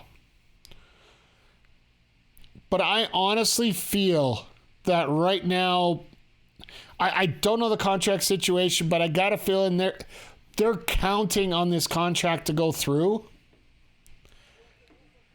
And I don't think it will. That's Drew McIntyre, Drew Galloway. Right now, he was taken off TV to handle some personal issues or whatnot. What I feel is it might actually be because contract negotiations have not gone well between the two. Vince didn't want to get him out at any public events because he was pulled off a crowd signing, I believe, a couple weeks ago. And you haven't heard any mention of him on TV outside of that one draft pick. So they do the draft pick just to remind everybody that he's still there. That was ugly. Like it was supposed to be a DDT with a float over. I don't know if the float over was expected, but good sell point there.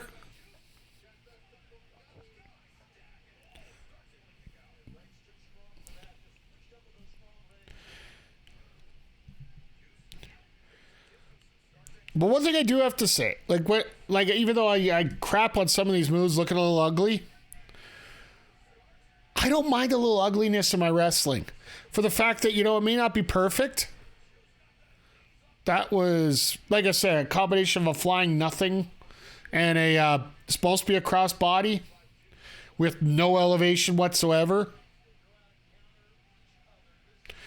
But the fact that it looks ugly makes it feel a little bit different than what you see from AEW, from WWE, from Impact. Not every move has to be done perfectly.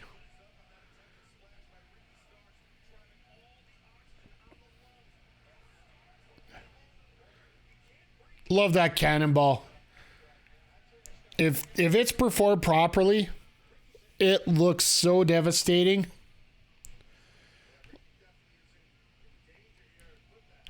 I love the way Owens does it, but Juice did a hell of a one there.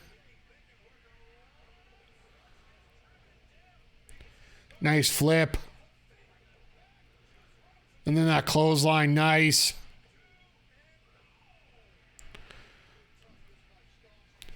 So I don't know how many of you guys actually watch a lot of Japanese wrestling, and if you don't, I'm making another plug for our wrestling YouTube channel with Andrea Melball covering New Japan and Stardom all the time and doing a great job of it. The clothesline in New Japan is considered such a devastating maneuver. Like, it's treated a lot more seriously than it is here.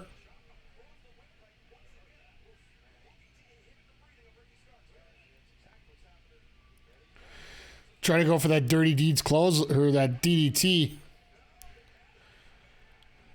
My God, that spear. I love Ricky's spear. For the fact it just lines up. Ooh-ah!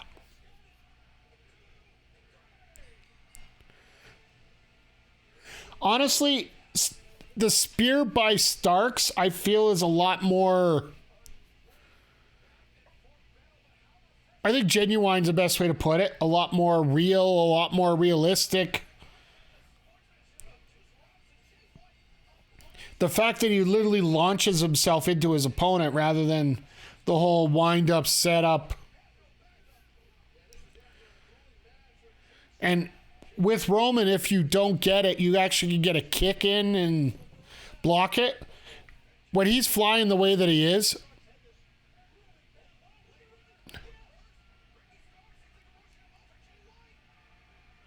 Oh, almost hit the Rochambeau there again. So are we going to get Ricky and Jay White?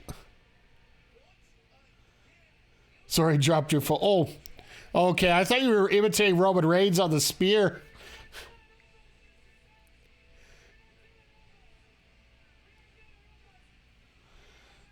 Because that actually worked out really well. If it was unintentional, full points anyway.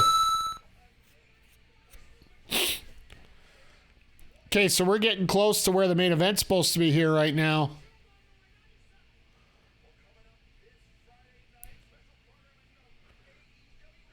Yeah, here it comes. The mile a minute match is coming up here for Friday and Saturdays. So, or Friday and next Wednesday, sorry.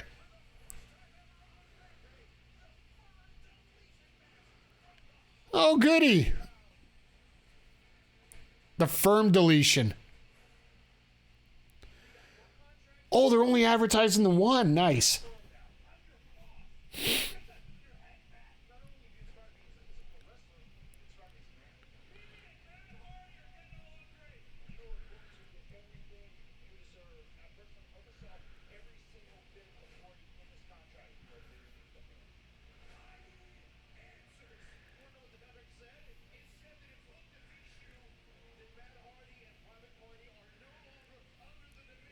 I love how they did this up. But then they got the Jeff Hardy thing. Like, I wonder how many people are actually going to be able to watch a Jeff Hardy match and just, take everything out of it. Like, I'm sorry, but Jeff is just starting to run out of chances completely.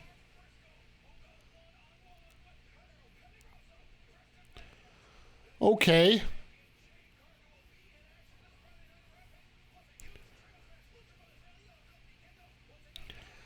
Oh, Vikingo and the Lucha Brothers. This might actually be worth checking out. Here we go. We were talking about these matches that we could have that are all over the place here when it comes to that 8-man tag. We're going to get one of them. This is how we're going to get Blood and Guts set up. This cage match. With...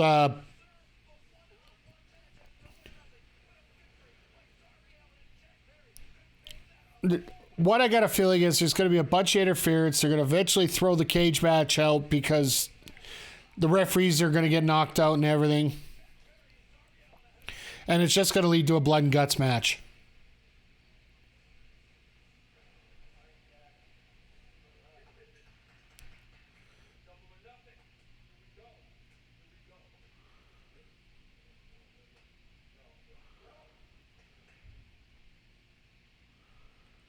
Uh,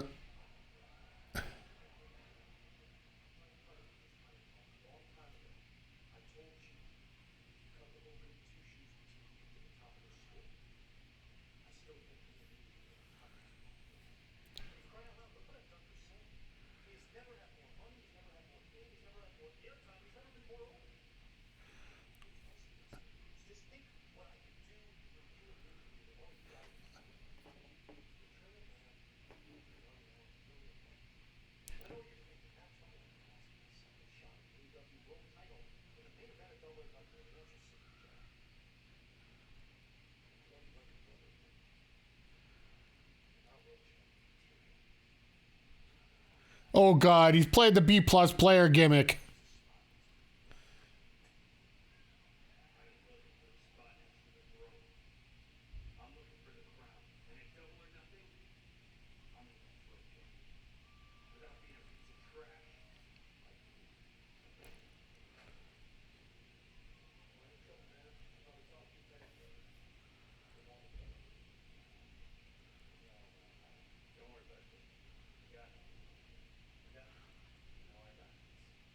Oh, God, here we go. Here we go. This said shit all over the place. Ugh. It is a bit cliche, but I will say this. Perry's second promo, 10 times better than his first one. He still needs to... There was a little bit more confidence set up in that promo than there was in the other one. I'll say that. I know we were talking about, you know, his confidence was at or his fire up was at a 2 last time. Compared to that scale, I would have to give that a solid 4 or 5. I still don't believe he's world champion. I'm with you. I'm with you, Zodiac. MJF ain't wrong. But at the same time,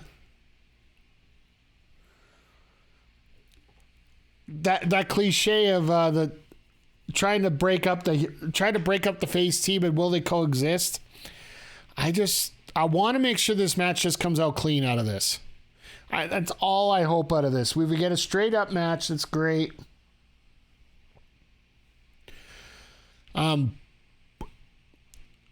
He rarely is. Yeah, no, it's one thing you hate about MJF, and that's one thing you usually hate about bad guys, is they're usually right. 95% of the time they are correct in what they're talking about. So. But as we are getting into the final match of the night and the main event, the commercial break here, as is tradition, I'll give you a quick breakdown on what's coming up here in the next week. Next time I'm going to be on is tomorrow afternoon. I actually have to do a YouTube recording in the morning for a podcast that I'm doing later on next week. I got to do a little YouTube recording to set that up. It'll be explained a lot better next week. But tomorrow afternoon, I will be on with Breath of the Wild once again. Be an afternoon stream as we see how many more hearts and canisters we can get. Maybe we can find some place where we can supposed to go.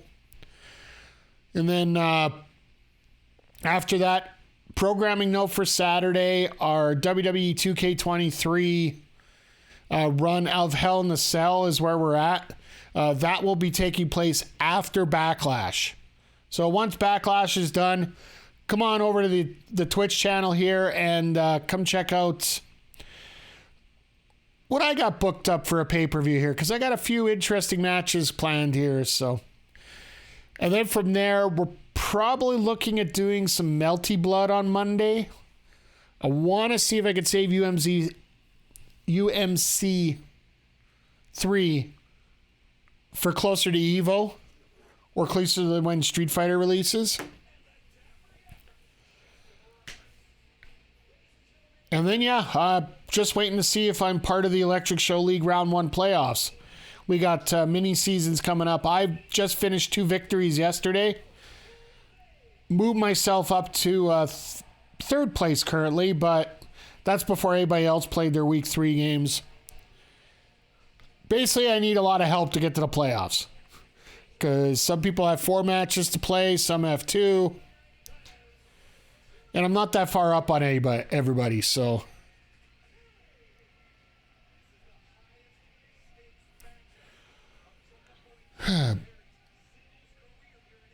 I do like the fact that he's over with the crowd. He'll always be a fan favorite.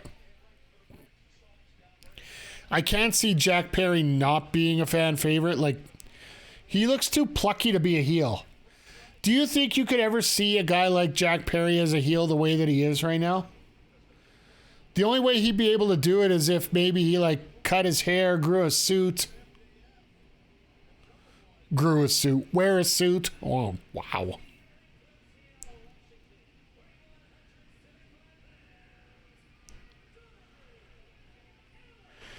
That just gives a skateboard to a random person in the crowd.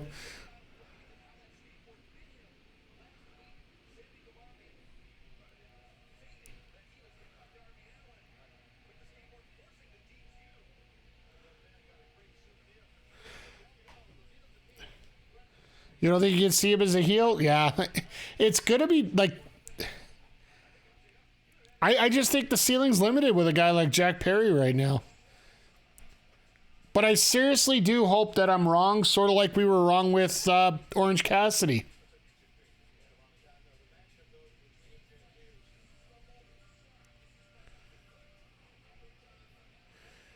They actually tried to mix the 2 songs together.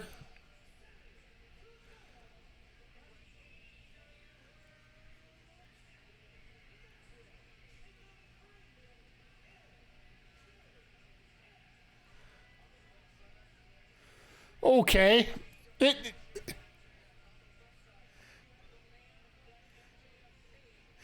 Snackweed and Zed? Guys, you're going to have to help me with that reference. MJF and Sammy.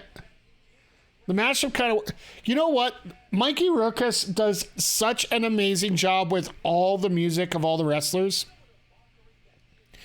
If you guys need some music and you really want to get some energy up, like whether it's for a workout or whatever, I cannot recommend enough. Check out the Hater Rave, Hayter Rave, that they did up. It's 30 minutes, and it's basically got all the themes mixed up into like a dance beat loop.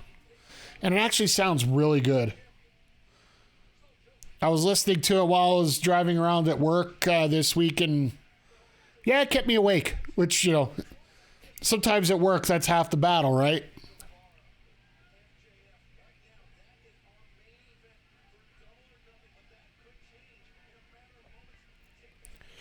So we got about 15 minutes for this feud to finish here.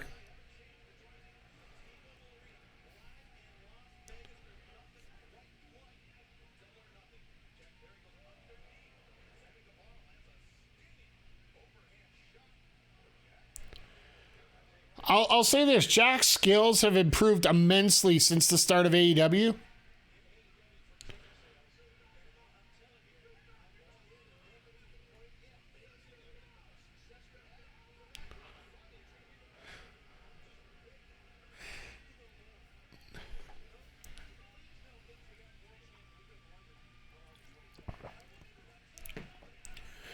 All right, MJF and Darby, get this fight again.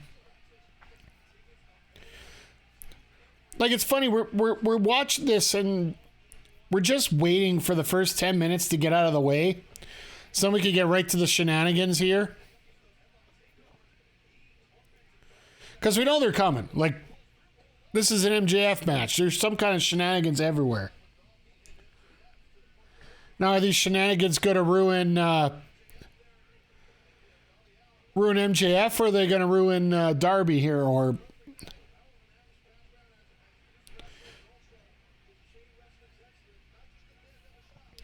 I still think your pick is perfect here from earlier where we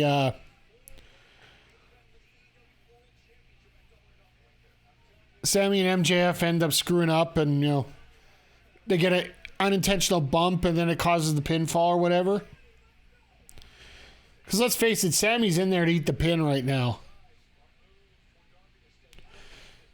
Because we know it's not going to be a DQ because, well, hell, we had our DQ last week and they only do one DQ every 6 years. Yes, I'm being sarcastic there.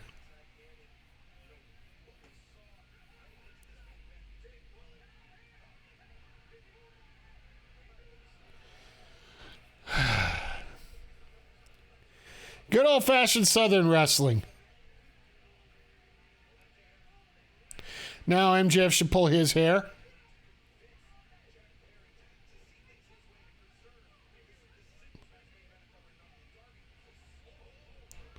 Oh, there we go. Yeah, this is like a straight old Southern wrestling match.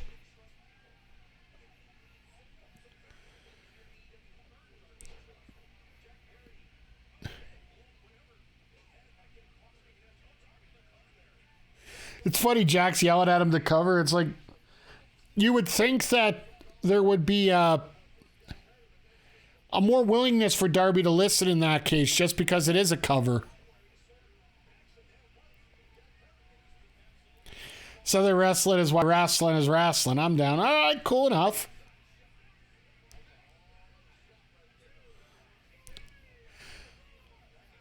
I don't mind it as much. I don't mind I don't mind the MJF stuff once in a while, but I've always been in the case of, you know, every once in a while your champion needs to prove that he is a champion.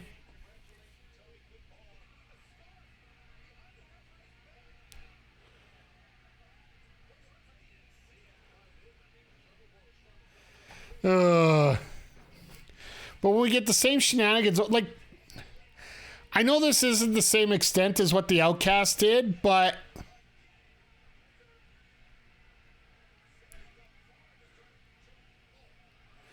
Roman hasn't been proven why he's the champ for 3 years and people want him to keep winning. I don't want him to keep winning. But I get what you're saying, though. I just feel that's a whole different can of worms as well there, Zodiac. Like, my personal feeling is Roman should have lost it a while ago, but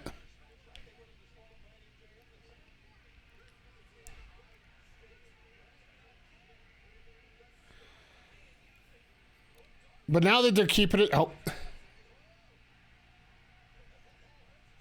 Sammy's facials, amen.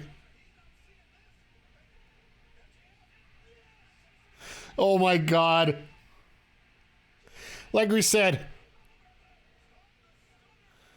Southern wrestling at its finest.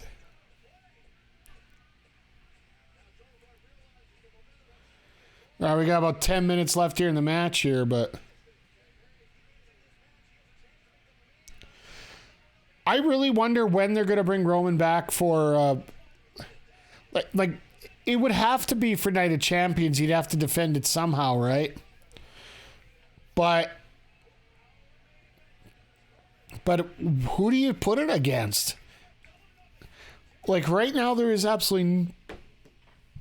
Maybe they start doing something next week, but right now I don't see anybody that realistically they could put up against Roman here coming up in a month. Because I know the only one person I'd like to see him take it off of him.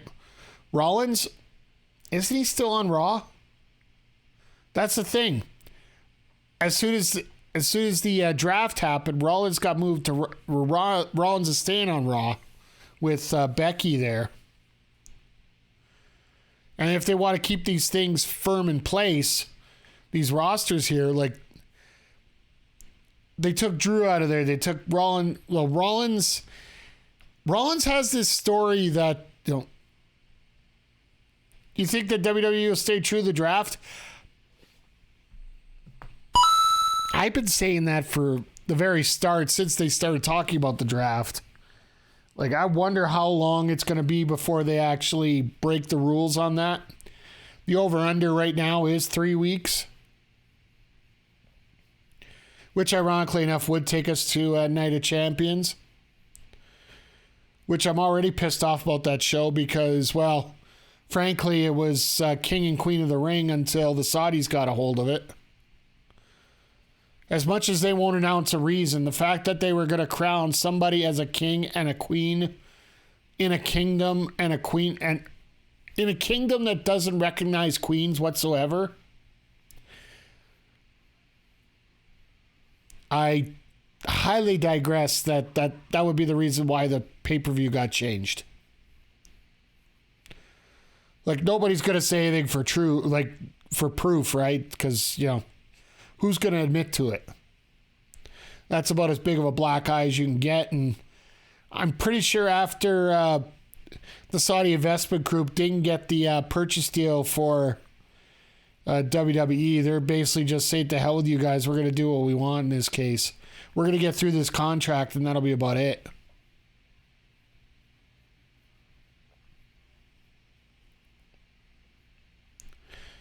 Because I'm guessing the Saudis paid all their money in advance, but that's just me.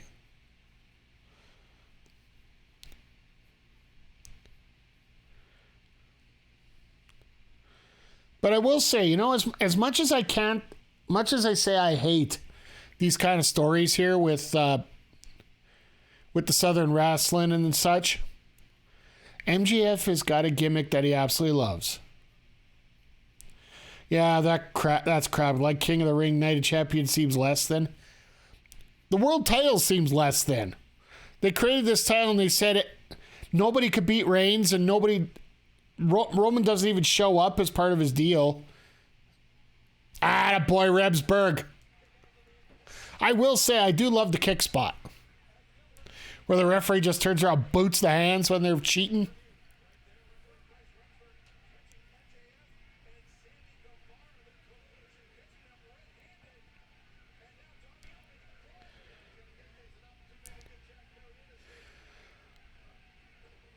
But yeah, definitely the fact that MJF doing this Southern style and it working out properly, I can live with that. How has that ever worked?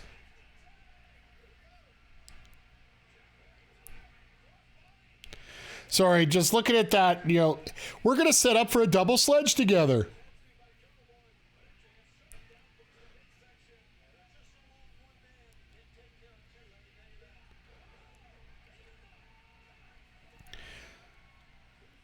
Perry fired up. I'll give him credit. He's fired. He's trying, but... And he is fairly smooth in the ring. I will also say that.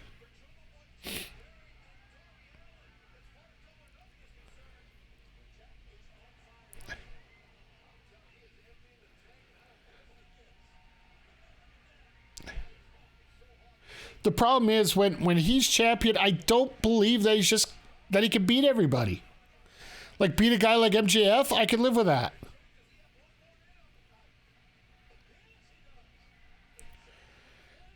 Do I see him beating a guy like Powerhouse Hobbs? Hell no.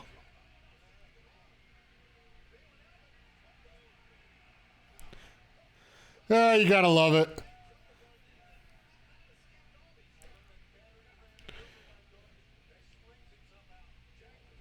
Jesus! Ugh.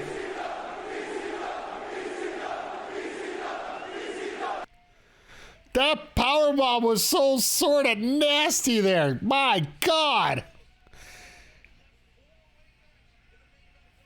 Sammy just barely survived that one. It looked like he was going to come down straight on the top of his head.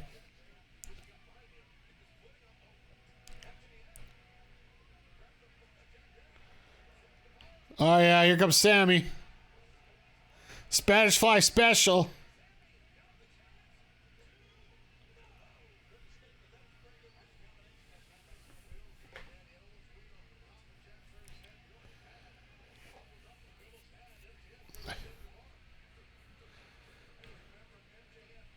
Now, I find this funny here. Like, a guy like MJF, you'd think he'd go right into the salts of the earth at this point when somebody's down and injured like that.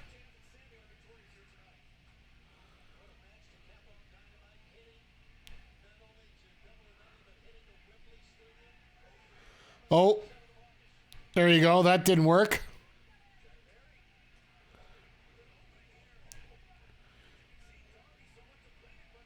There's hot tag number 2.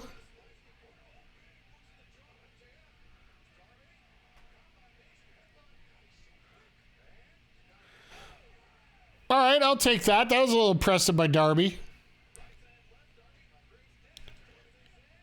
Nope. Nice powerbomb cover there. Ha! Bot capture. I love it. Thank you, Wisebot, for catching one. Just had the banhammer come out automatically here.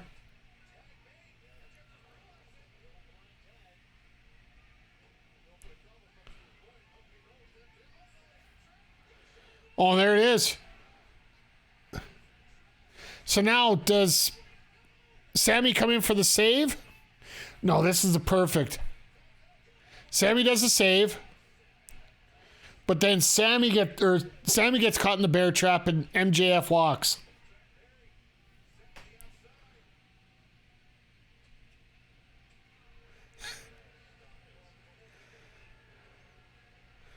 There is no way MJF's going for a dive.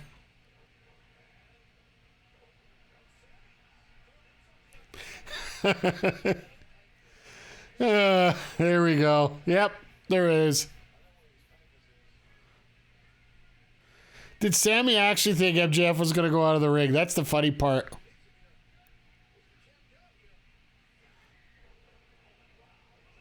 Wow. I haven't seen him throw that DDT out before. Namely because that's pretty much a version of what Saraya does.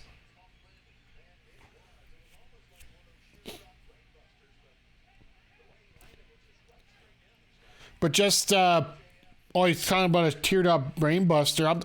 I was thinking more it looked like the Rampage there. Or whatever they call it now.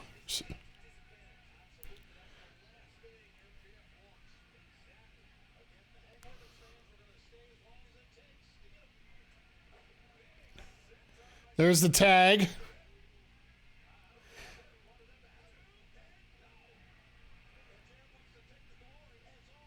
Here comes the argument. We're getting this pretty lined up pretty well here.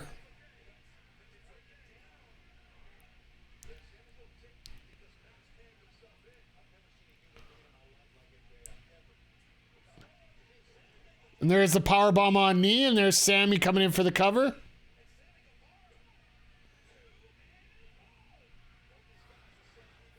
All right. Here. Will they coexist?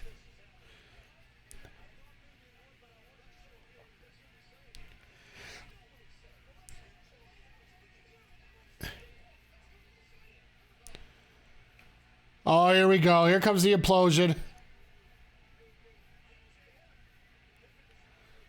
Even Rebsbur's like, what the hell are you doing?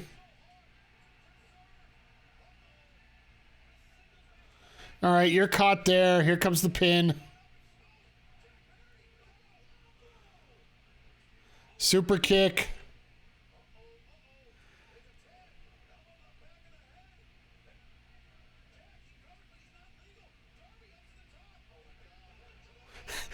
Jack, get the hell out of the way. There's the... All right, that's how you do it the other way. That was cool. All right. I like how they had the same problem, but they dealt with it a different way. And the fact that they never actually had to touch. So there we go. We got our main event set up now for Double or Nothing.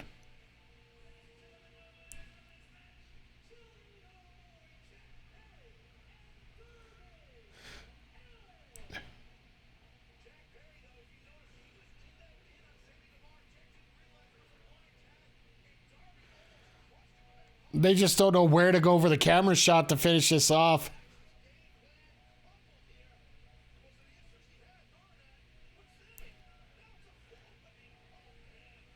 Now MJF is just... He's got that panic look on now. He has to rethink, and there's the graphic.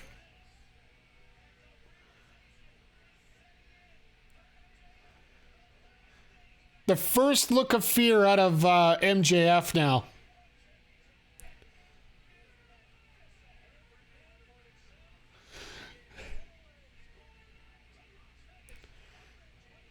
I don't think Sammy really cares at this point, to be honest.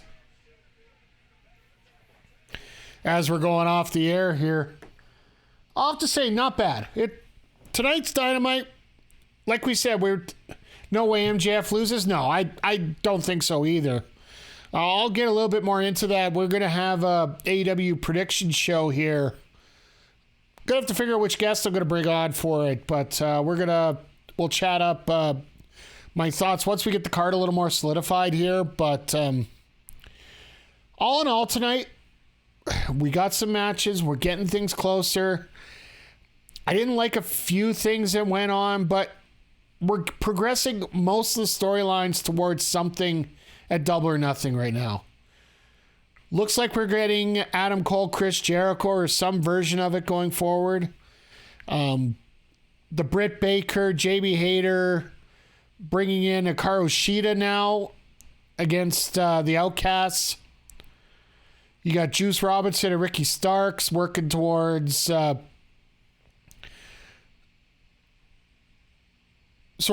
we got from that match, we got Jay White versus Ricky Starks. That might be what we end up at the pay-per-view with.